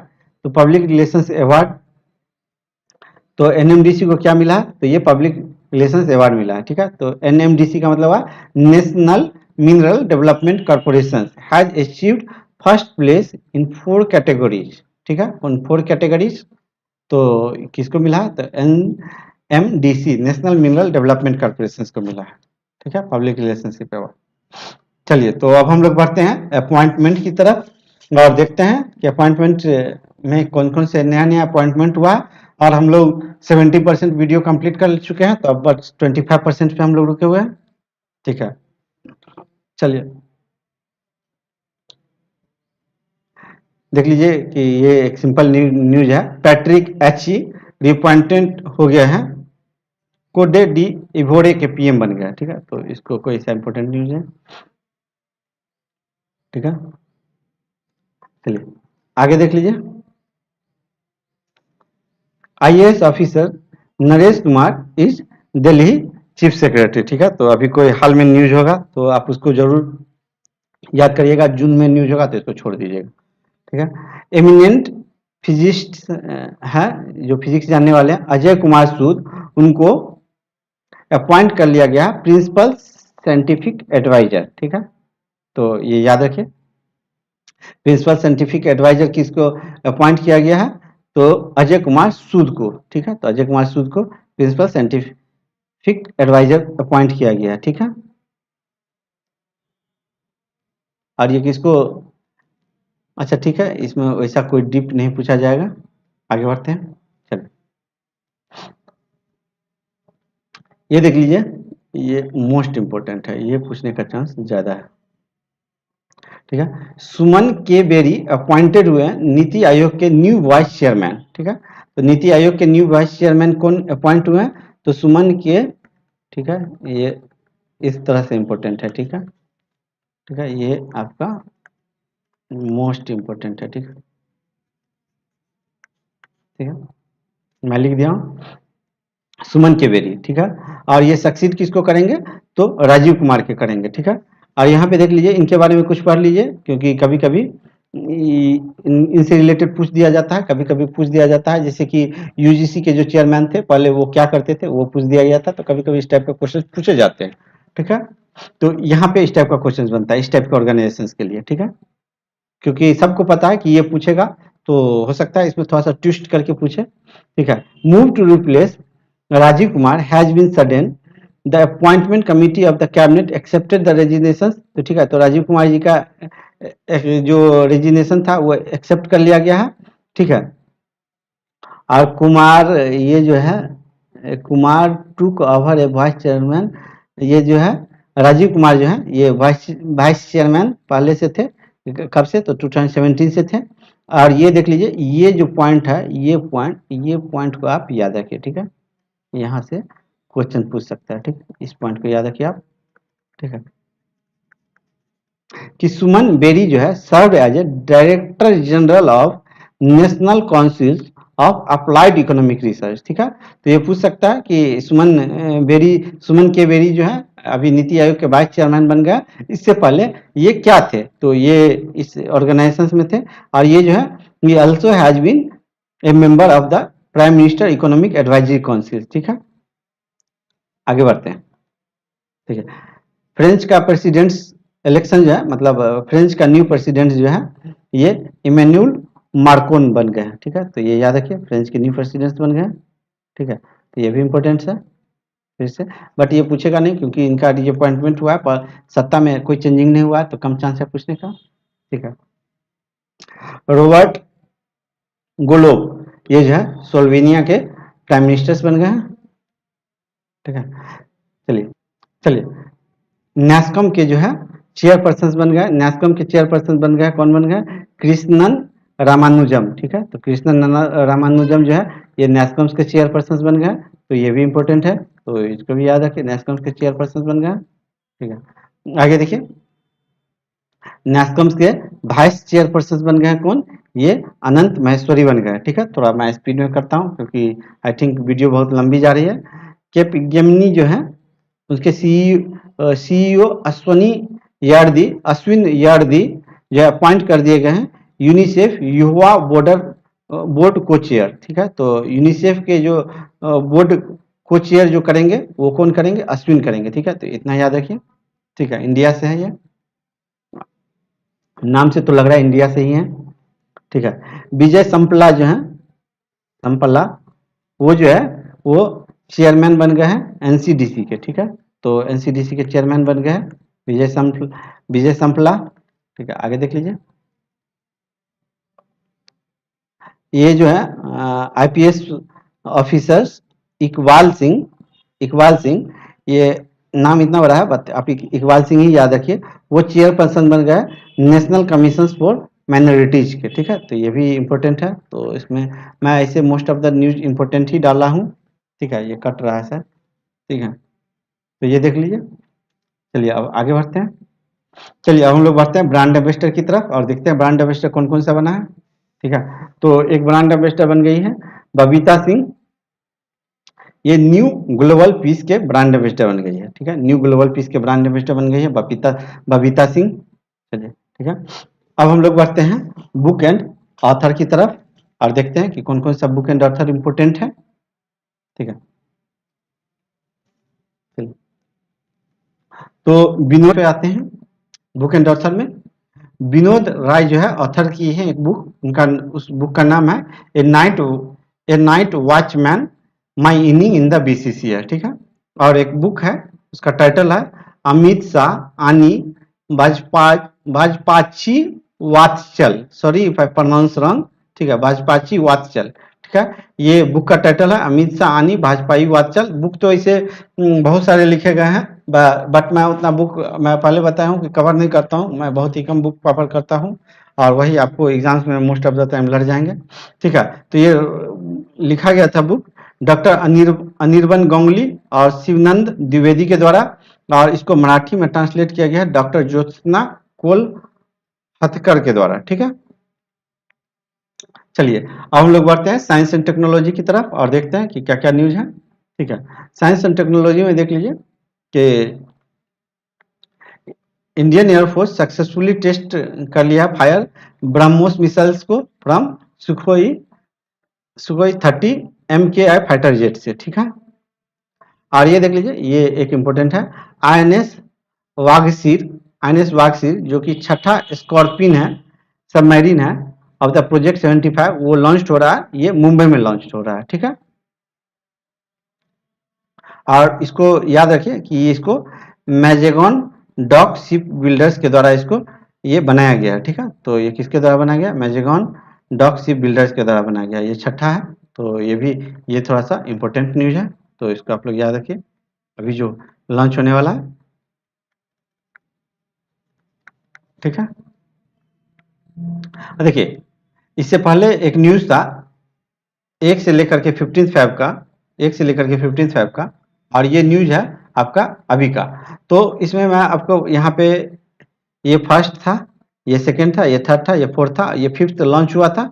ठीक है, फैब में, और ये सिक्स्थ जो है देखिए वहाँ मैं बताया था ये वाक्सीर है जो कि डिलीवर होने वाला है जून में, तो अभी ये मई में ही ये डिलीवर होने वाला है। ठीक है, तो ये जो है ये लॉन्च होने वाला है। ठीक है, आगे बढ़ते हैं।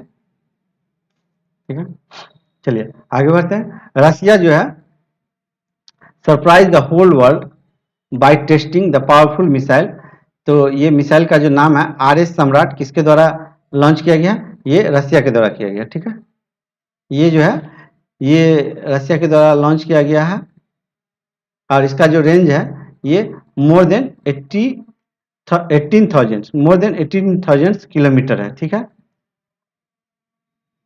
और जो आप लोग देख रहे हैं अभी तक जो देखे होंगे वो ICBM का फुल फॉर्म कमेंट में करिएगा ताकि मुझे पता चले कि मेरा वीडियो कौन कौन सा स्टूडेंट्स देखता है, ताकि मुझे उनका नाम याद रहे, ठीक है। तो ये आप कमेंट करिएगा। एक जगह मैं और बोला था कमेंट करने के लिए, तो उससे मुझे पता चलते रहता है कि कौन मेरे वीडियो को देखता है, ठीक है। नेक्स्ट देख लीजिए कि ये जो भारतीय एयरटेल है ये वन वेव जो है वो जो है एक MOU एक एग्रीमेंट साइन किया है न्यू स्पेस इंडिया लिमिटेड के साथ, जो कि एक आर्म है किसका? तो इसरो का, ठीक है। तो बस एक क्वेश्चन पूछ सकता है वन वेव किसके साथ किया? तो इसरो के साथ किया है, ठीक है। आगे बढ़ते हैं।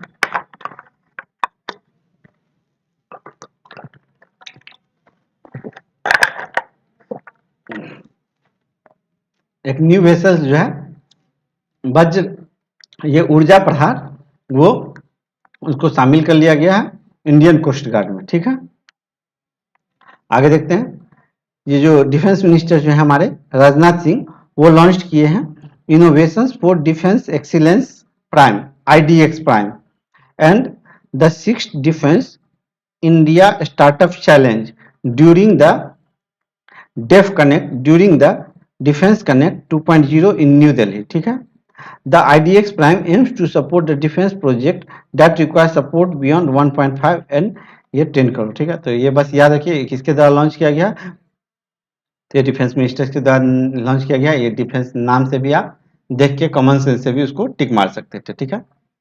चलिए तो अब हम लोग आ गए हैं स्पोर्ट्स की तरफ और देखते हैं स्पोर्ट्स में क्या क्या न्यूज है।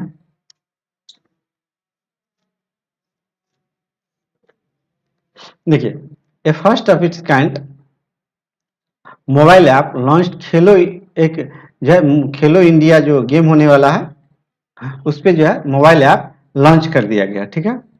और पहले ये उड़ीसा में हुआ था और ये देख लीजिए कि ये second edition of Khelo India university game कहाँ पे हेल्ड होने वाला है, तो ये बेंगलुरु में होने वाला है, ठीक है। आगे बढ़ते हैं। तो यहाँ से ये क्वेश्चन आ सकता है खेलो इंडिया गेम, ठीक है, बेंगलुरु, ठीक है। इंडिया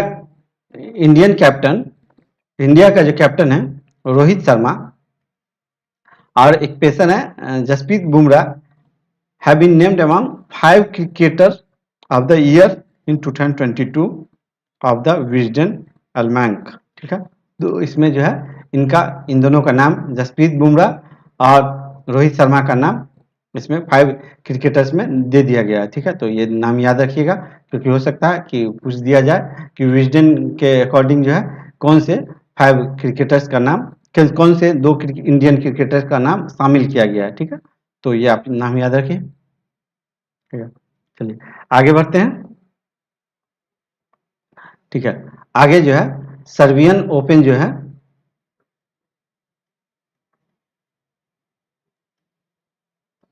सर्बियन ओपन जो है किसके द्वारा जीता, कौन जीत लिए हैं, तो ये रसिया का एंड्रे रूबेल, ठीक है। तो एंड्रे के द्वारा जो है एंड्रे रूबेल के द्वारा ये जीत लिया गया, ठीक है। तो ये भी याद रखिए, ये इंपॉर्टेंट हो जाता है, उतना भी इम्पोर्टेंट नहीं है। मैक्स वर्स्टैपन और ये जो है ये एली ने, इतना बड़ा नाम छोड़ दीजिए, बस इतना ही याद रखिए। मैक्स वर्स्टैपन इनको जो है ऑनर किया गया है लॉरियस वर्ल्ड स्पोर्ट्स अवार्ड के द्वारा, ठीक है। आगे बढ़ते हैं। चलिए आगे देख लीजिए कि एशियन रेसलिंग चैंपियनशिप 2022 में इंडिया जो है 17 मेडल जीता है, ठीक है। इसमें रवि दहिया जो है, बस इनके बारे में पढ़ लीजिए, ये इंपॉर्टेंट हो जाता है, ठीक है। इनको गोल्ड मिला है, ठीक है। रवि दहिया जो है ये सिंगल इंडियन थे जिनको कि इस गेम में गोल्ड मेडल मिला है, ठीक है। और दीपक पुनिया और बजरंग पुनिया सिल्वर जीते हैं, ठीक है। तो इसमें 17 मेडल है। तो चलिए यहाँ पे थोड़ा सा इसके इनके बारे में पढ़ लीजिए। रवि कुमार दहिया जो है अकेला है जिनको कि गोल्ड मेडल जीता है जीते हैं। और ये जो है किनको हराए हैं ये सब उतना नहीं देखना। और ये कितने कैटेगरी में है, ये 57 केजी कैटेगरी में है, ठीक है।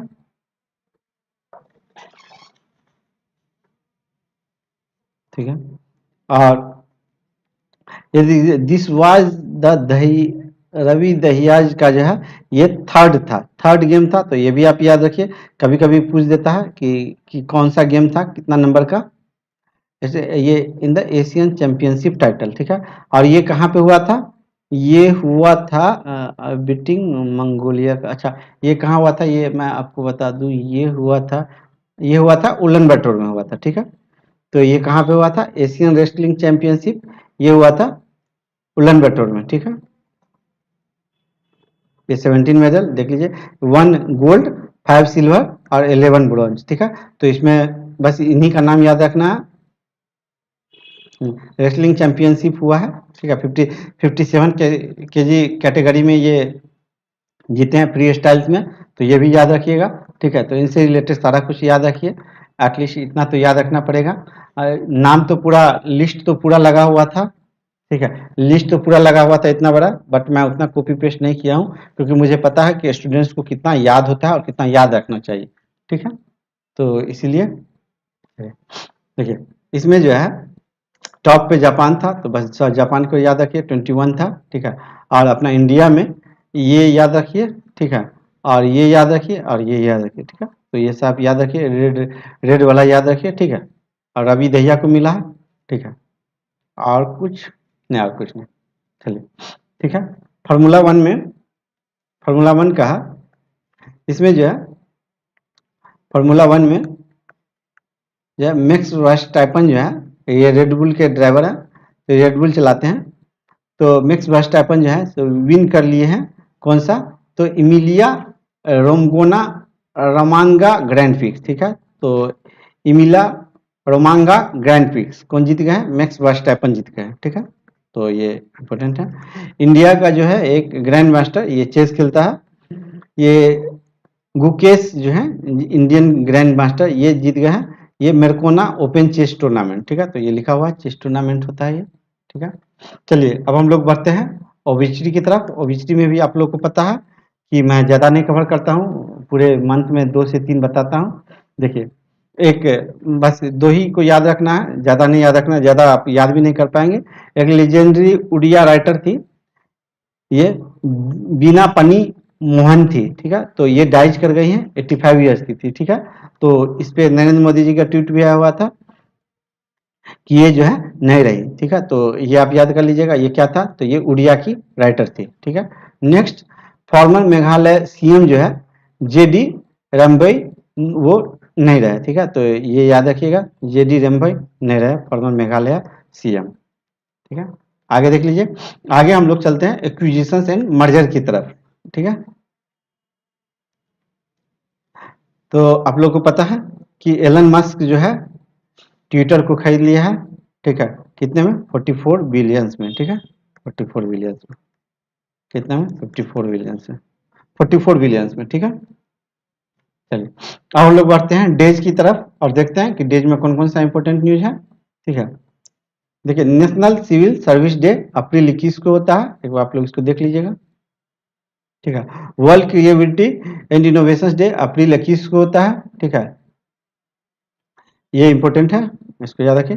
International international mother earth day, international mother earth day जो है सो ये इंपॉर्टेंट है, ये होता है 22 अप्रैल को, और इसका थीम भी इंपॉर्टेंट है, इसका थीम भी आप याद रखिए, ठीक है। इन्वेस्ट इन आवर प्लेनेट, ठीक है। World book and copyright day April 23 को। नेशनल पंचायती राज, ये था नेशनल पंचायती राज कितना को होता है, ये 24 अप्रैल को होता है, ठीक है। तो ये भी इम्पोर्टेंट है, ठीक है। तो इम्पोर्टेंट को मैं लिखता जाता हूँ, और याद हो सके तो आप लोग पूरा याद करिएगा, नहीं तो एटलीस्ट इम्पोर्टेंट जरूर याद कर लीजिएगा, ठीक है। वर्ल्ड मलेरिया मलेरिया डे 25 अप्रैल को होता है, ठीक है। और ये जो है थीम है, ठीक है, harness innovations to reduce the malaria disease burden and save lives, ठीक है। तो ये वेरी इंपॉर्टेंट है, ठीक है। ये अक्सर पूछा जाता है वर्ल्ड मलेरिया डे, ठीक है। वर्ल्ड इंटेलेक्चुअल प्रॉपर्टी डे, ठीक है। तो वर्ल्ड इंटेलेक्चुअल प्रॉपर्टी डे जो है ये 26 अप्रैल को होता है, ठीक है, एक बार थीम आप लोग देख लीजिएगा। वर्ल्ड इम्यूनाइजेशन वीक का जो थीम है, वर्ल्ड इम्यूनाइजेशन वीक का थीम है लॉन्ग लाइफ फॉर ऑल, और इसका जो है ये वीक जो था अप्रैल 20 से 30 वीक था। World day for safety and health at work 2022 अप्रैल 28 को होता है, ऐसा कुछ नहीं है। इंटरनेशनल डांस डे 29 अप्रैल को होता है, ऐसा कुछ नहीं है। ठीक है, तो ये सब आप लोग याद रखिएगा जो मैं मार्क कर दिया हूँ। ठीक है,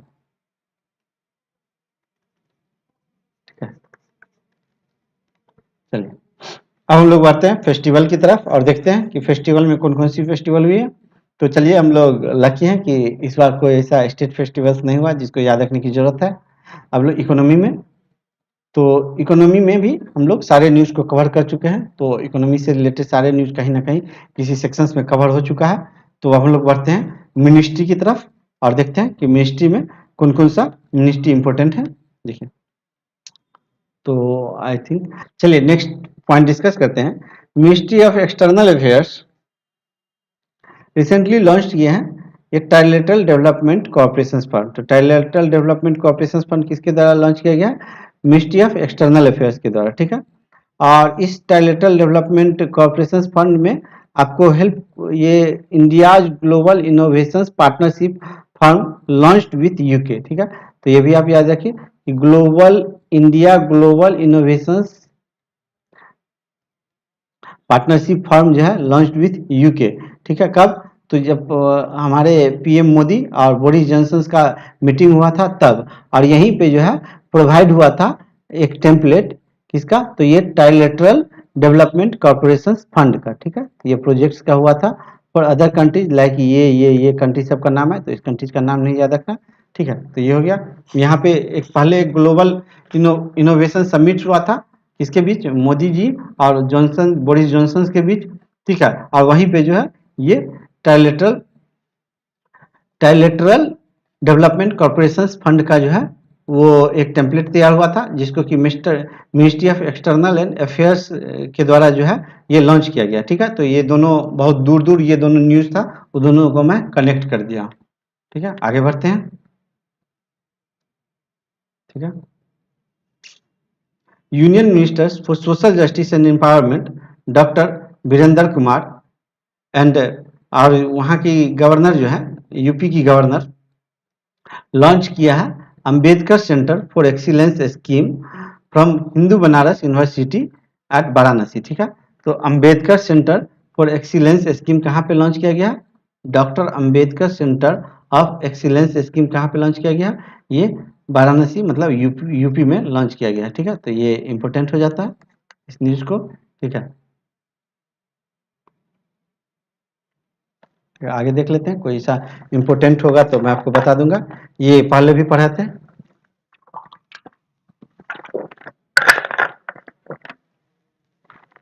और ये जो स्कीम है ये प्रोवाइड करेगा high quality free coaching facilities. ठीक है, किसको? तो शेड्यूल कास्ट को। किसके लिए? तो यूपीएससी के लिए। ठीक है, तो यही एक न्यूज़ है, तो ये भी याद रखिए आप। ठीक है, जिनको डिटेल में पढ़ना होगा वो यहाँ पे पीआईबी पे जाके पढ़ सकते हैं। चलिए आगे बढ़ते हैं। Union minister Giriraj Singh launch किए हैं 90 डेज कैंपेन आज़ादी से अंत्योदय तक। ठीक है, तो आज़ादी से अंत्योदय तक किसके द्वारा किया गया? तो ये पंचायती राज मिनिस्टर्स गिरिराज सिंह के द्वारा किया गया। ठीक है, तो चलिए आगे बढ़ते हैं। Growth rate. ठीक है, तो ग्रोथ रेट देख लीजिए। ठीक है, तो ग्रोथ रेट में देख लीजिए कि यहाँ पे मैं एक टेबल बना के लगाया हुआ हूँ। देखिए, यहाँ पे बस इतना आपको ये याद रखना है कि आईएमएफ के द्वारा जो है ये वर्ल्ड इकोनॉमिक आउटलुक रिपोर्ट तैयार किया जाता है। ठीक है, किसके द्वारा? तो आईएमएफ के द्वारा। ठीक है, ये आप पढ़ लीजिएगा, यहाँ से इम्पोर्टेंट है। और ये सब जो आप इतना देख रहे हैं इसको उतना पढ़ने की जरूरत नहीं है, मैं डायरेक्ट यहाँ पे आता हूँ। ठीक है, देखिए आईएमएफ के द्वारा जो है ये वर्ल्ड इकोनॉमिक आउटलुक रिपोर्ट। ठीक है, तो ये वर्ल्ड इकोनॉमिक आउटलुक रिपोर्ट पे बात हो रहा है ये। ठीक है, ये किसके द्वारा, IMF के द्वारा किया जाता है। तो यहाँ देख लीजिए कि वर्ल्ड का याद रख लीजिए कि वर्ल्ड का जो है ग्रोथ रेट 3.6 है, 3.6 है फिक्स है। और अपना इंडिया का याद रख लीजिए थोड़ा सा, ये इंडिया का याद रखिए कि ये 8.2 है और ये 6.9 है, ठीक है। और सबको टाटा बाय बाय कर दीजिए, ठीक है। आगे बढ़ते हैं, ठीक है, आगे बढ़ते हैं, इसको टाटा बाय बाय कर देते हैं। चलिए हम लोग चलते हैं सेंट्रल गवर्नमेंट स्कीम्स की तरफ, ठीक है, ठीक है। प्रधानमंत्री गरीब कल्याण पैकेज जो है, प्रधानमंत्री गरीब कल्याण पैकेज जो है इंश्योरेंस स्कीम्स में हेल्थ वर्कर को कोविड से फाइट करने के लिए जो दिया जाता है उसका फर्दर पीरियड को जो है 180 डेज तक के लिए बढ़ा दिया गया है, ठीक है। प्रधानमंत्री गरीब कल्याण पैकेज जो है insurance scheme for health worker fighting covid extended for the 180 days, ठीक है। तो यहाँ पे देख लीजिए कि Pradhan Mantri Garib Kalyan package insurance scheme for health worker fighting कोविड-19 has been extended for a period of 180 days, ठीक है, 6 मंथ के लिए। फ्रॉम 19 अप्रैल से इसको एक्सटेंड कर दिया गया है, ठीक है। और ये याद रखिए प्रधानमंत्री गरीब कल्याण योजना कब लॉन्च हुआ था, ये मार्च 30 2022 को लॉन्च हुआ था, ठीक है। तो ये इम्पोर्टेंट है। और कोई ऐसा डाटा है क्या, मैं स्कैन कर लूँ, ऐसा कोई डाटा नहीं है, ठीक है। और जिनको डिटेल में पढ़ना होगा वो यहाँ से आप पढ़ सकते हैं, लिंक दिया गया है, इस लिंक पे क्लिक करके, ठीक है। अटल पेंशन योजना जो है ये इनरोल क्रॉस कर गया है 4.1 crore at the end of March 2022, ठीक है। तो अटल पेंशन योजना का जो इनरोलमेंट है वो मार्च 2022 में 4 करोड़ का माइलस्टोन क्रॉस कर गया, ठीक है। तो ये आप पढ़ लीजिएगा कि पेंशन के लिए जरूरत क्या है, ठीक है। ये आप देख लीजिए कि अटल पेंशन योजना में मिनिमम पेंशन ये आपको 1000 दिया जाता है और मैक्सिमम 5000 दिया जाता है। तो यही क्वेश्चन पूछ दिया गया था CDB के एग्जाम्स में। तो स्टूडेंट्स बोलते हैं कि सर क्वेश्चंस कहाँ से पूछ देते हैं, ठीक है। और ये पेंशन मिलता है कब, एज 60 एज कंप्लीट होने के बाद मिलता है।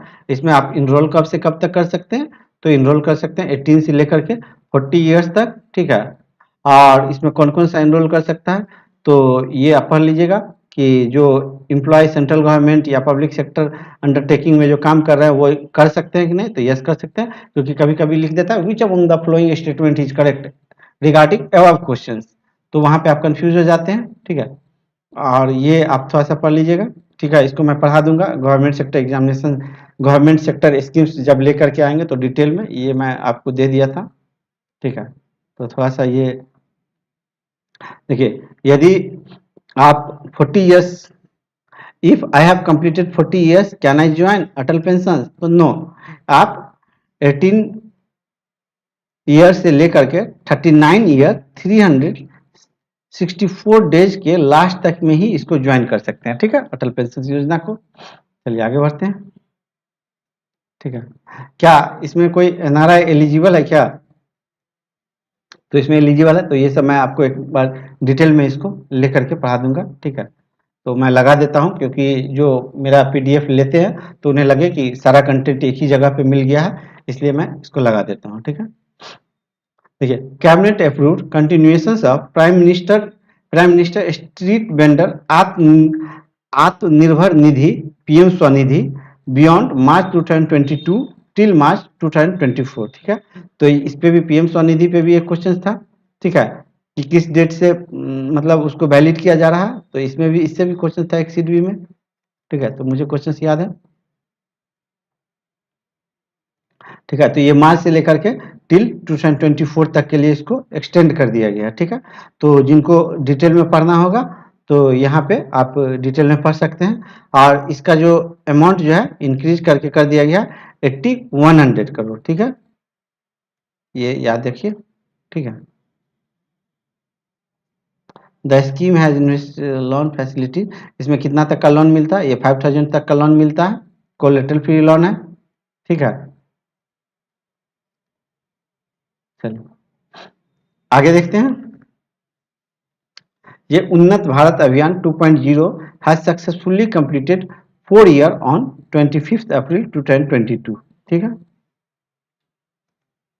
और ये 2018 में उन्नत भारत अभियान जो है ये लॉन्च किया गया था। क्या चीज के लिए? इसका एम क्या था? Bringing transformational changes in the process of rural development process. ठीक है, तो ये रूरल डेवलपमेंट प्रोसेस के लिए।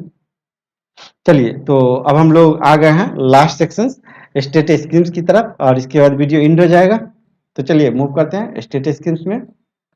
चलिए, स्टेट स्कीम्स में कुछ था नहीं, अब हम लोग बढ़ते हैं स्टेट न्यूज की तरफ। चलिए फ्रेंड्स, अब हम लोग आ गए हैं स्टेट न्यूज की तरफ और देखते हैं कि स्टेट न्यूज में क्या क्या स्टेट न्यूज है।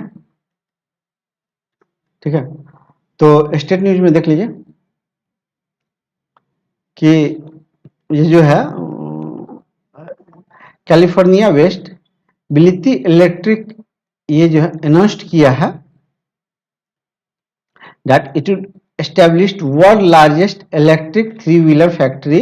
ठीक है, तो कैलिफोर्निया जो है ये अनाउंस किया है कि जो है वर्ल्ड का लार्जेस्ट थ्री व्हीलर फैक्ट्री कहाँ पे लगाने जा रहा है? ये आपको तेलंगाना में लगाने जा रहा है। ठीक है, तो ये बहुत ही इंपॉर्टेंट न्यूज है। ये वर्ल्ड का जो है world largest three electric vehicles है। ठीक है, थ्री व्हीलर्स के लिए फैक्ट्री है। कहाँ पे? ये तेलंगाना में। ठीक है, तो ये इंपॉर्टेंट न्यूज है। आगे देखते हैं।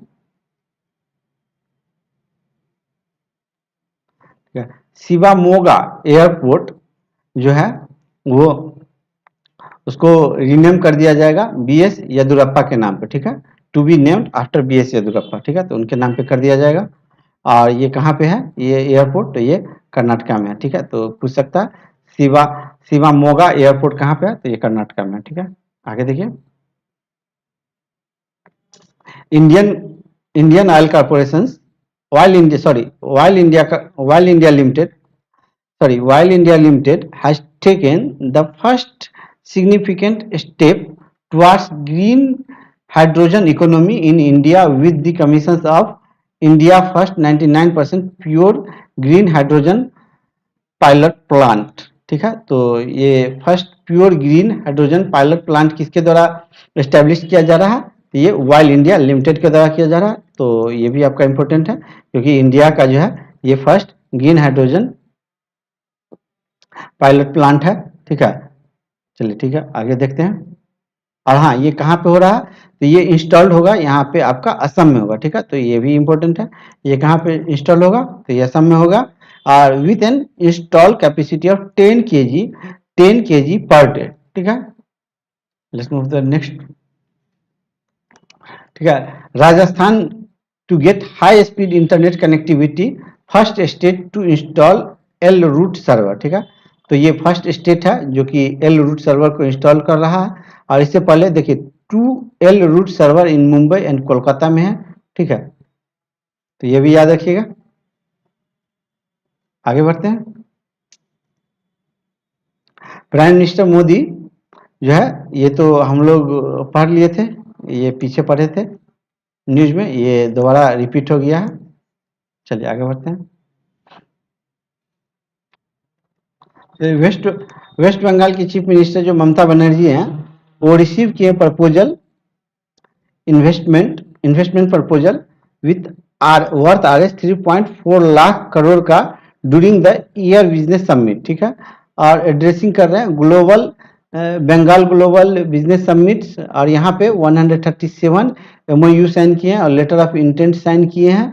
ठीक है, और ये किसी कंट्री के साथ हुआ है क्या? नहीं, किसी कंट्री के साथ नहीं हुआ, सिंपल न्यूज है। ठीक है, एप्पल एप्पल जो है अनाउंस किया है new partnership with applied environmental research foundations and conservation international के साथ टू प्रोटेक्ट मैनग्रोव इकोसिस्टम्स। ठीक है, तो मैनग्रोव इकोसिस्टम्स के लिए and livelihood depend on the Raigarh district of Maharashtra. ठीक है, तो एप्पल जो है ये महाराष्ट्र के साथ किया है, तो ये भी इंपॉर्टेंट है। ठीक है, किसको सेव करने के लिए? तो मैनग्रोव इकोसिस्टम्स को बनाने के लिए। ठीक है,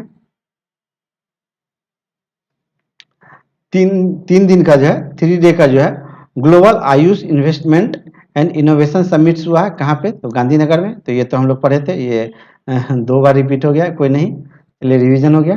तमिलनाडु जो है ऑब्जर्व किया minority right day annually on, ये इसे इंपॉर्टेंट है ये वाला, इसलिए रिपीट हो गया। दिसंबर 18 को Mumbai gets first completely digital bus with unique tap in tap out feature. ठीक है, tap in tap out feature कौन, तो ये मुंबई जो है फर्स्ट कंप्लीटली डिजिटल बस। ठीक है, चलिए आगे बढ़ते हैं। देख लीजिए आगे जो है एक न्यूज है। ठीक है, इसमें क्या है कि ये 500 kilowatt solar power plant at पल्ली इन संबा डिस्ट्रिक्ट ये जो है सो इज मूविंग टुवर्ड्स, ये जो है अप्रोच कर रहा है, ये moving towards becoming the country first panchayat to become carbon neutral. तो ठीक है, तो कंट्री का जो फर्स्ट पंचायत जो है जो कार्बन न्यूट्रल बन गया है वो कौन है, तो ये जो है ये पल्ली डिस्ट्रिक्ट है, सॉरी पल्ली है, पल्ली ग्राम पंचायत है, और ये संबला डिस्ट्रिक्ट है। ठीक है, ये संबला डिस्ट्रिक्ट है, और ये कहाँ पे है, तो ये जो है ये जम्मू कश्मीर में है। ठीक है, तो ये जम्मू कश्मीर में, तो ये याद रखिए।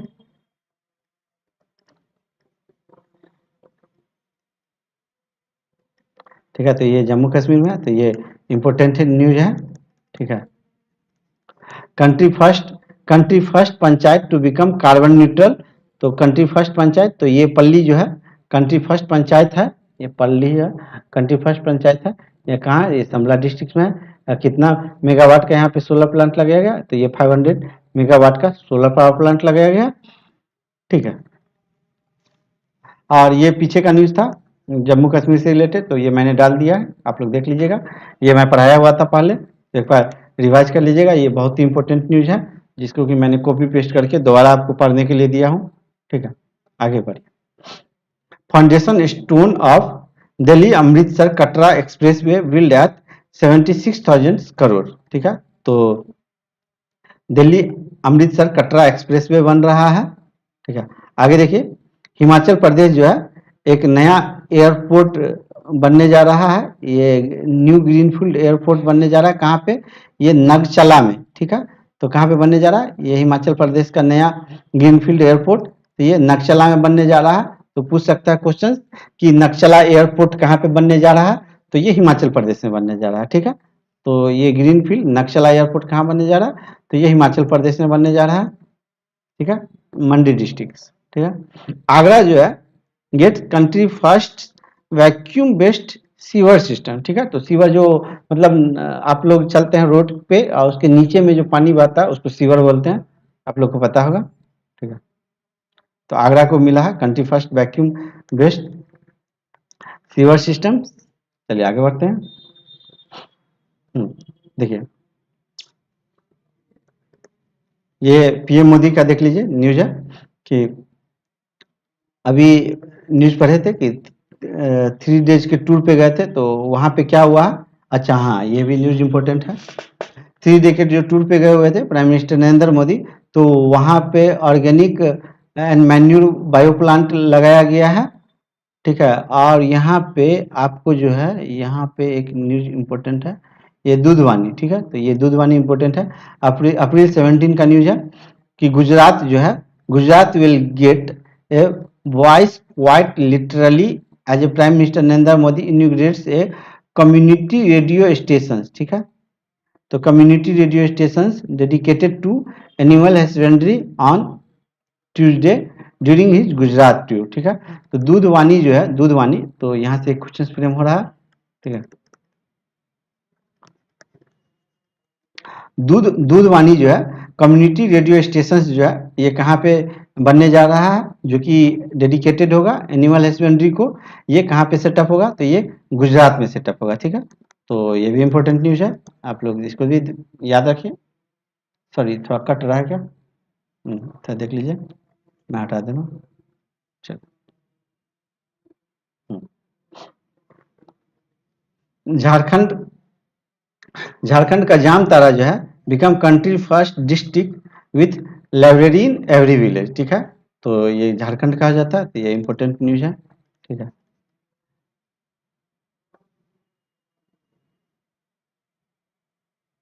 ठीक है, देख लीजिए कि cabinet committee on economic affairs chaired by prime minister Narendra Modi today approved investment of 4,526 crore for 540 megawatt Kwar hydro electric project, ठीक है, in on river in Chenab, ठीक है, in Kishtwar district in Jammu and Kashmir, ठीक है, इन जम्मू एंड कश्मीर। तो यहाँ पे ये एरर आ गया है, ठीक है, union territory of Jammu and Kashmir, ठीक है।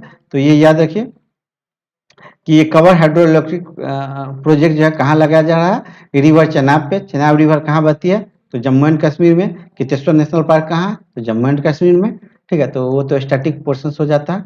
और ये कितने में बन रहा है, ये कितना मेगावाट का, ये 540 मेगावाट का। तो इसको भी याद रखिए, ठीक है, ये पूछ सकता है। और ये मोस्ट इम्पोर्टेंट हो जाता है, ठीक है। ठीक है, तो ये देख लीजिए कि किसके किसके द्वारा बनाया जा रहा है, सिंपल है। इंडिया फर्स्ट, ठीक है, India first Amrit Sarovar prepared in UP Rampur, ठीक है। तो इंडिया का जो फर्स्ट अमृत सरोवर कहाँ पे बनेगा, तो ये यूपी रामपुर में बनेगा। Maharashtra becomes the first state to develop migration tracking system, ठीक है। तो माइग्रेशन ट्रैकिंग सिस्टम्स के लिए महाराष्ट्र फर्स्ट स्टेट हो गया, जो कि ऐप से जो है ट्रैक करेगा कि कितना माइग्रेशन हो रहा है। Maharashtra cabinet approve first of its kind gene bank project at 172 crore, ठीक है। फ्लिपकार्ट साइन किया है एमओयू बंगाल गवर्नमेंट के साथ, किसके लिए, तो ये वीवर्स एंड हैंडीक्राफ्ट्स के लिए, ठीक है। तो फ्लिपकार्ट बंगाल गवर्नमेंट के साथ किया। तो चलिए इसी के साथ वीडियो इंद हो गया। तो वीडियो कैसा लगा आप लोग जरूर बताइएगा। और नीचे टेलीग्राम चैनल का लिंक है, तो उस चैनल से आप लोग जुड़ जाइएगा। और मेरे से बात करना है तो आप इस नंबर पे कॉल कर सकते हैं, कोई क्वेरी है तो इस नंबर पे मेल कर सकते हैं। आप चैनल से जुड़ जाइए और वीडियो को सब्सक्राइब करके रखिए। और all the best for RBI assistant mains examination, क्योंकि वो एग्जामिनेशन है। और वीडियो अच्छा लगा होगा तो जरूर लाइक करिएगा, नहीं अच्छा लगा होगा तो डिसलाइक करके कमेंट करिएगा कि इसलिए डिसलाइक कर रहे हैं, आगे से सही कर लेने के लिए, ठीक है। तो चलिए फिर मिलेंगे नेक्स्ट वीडियो में, तब तक के लिए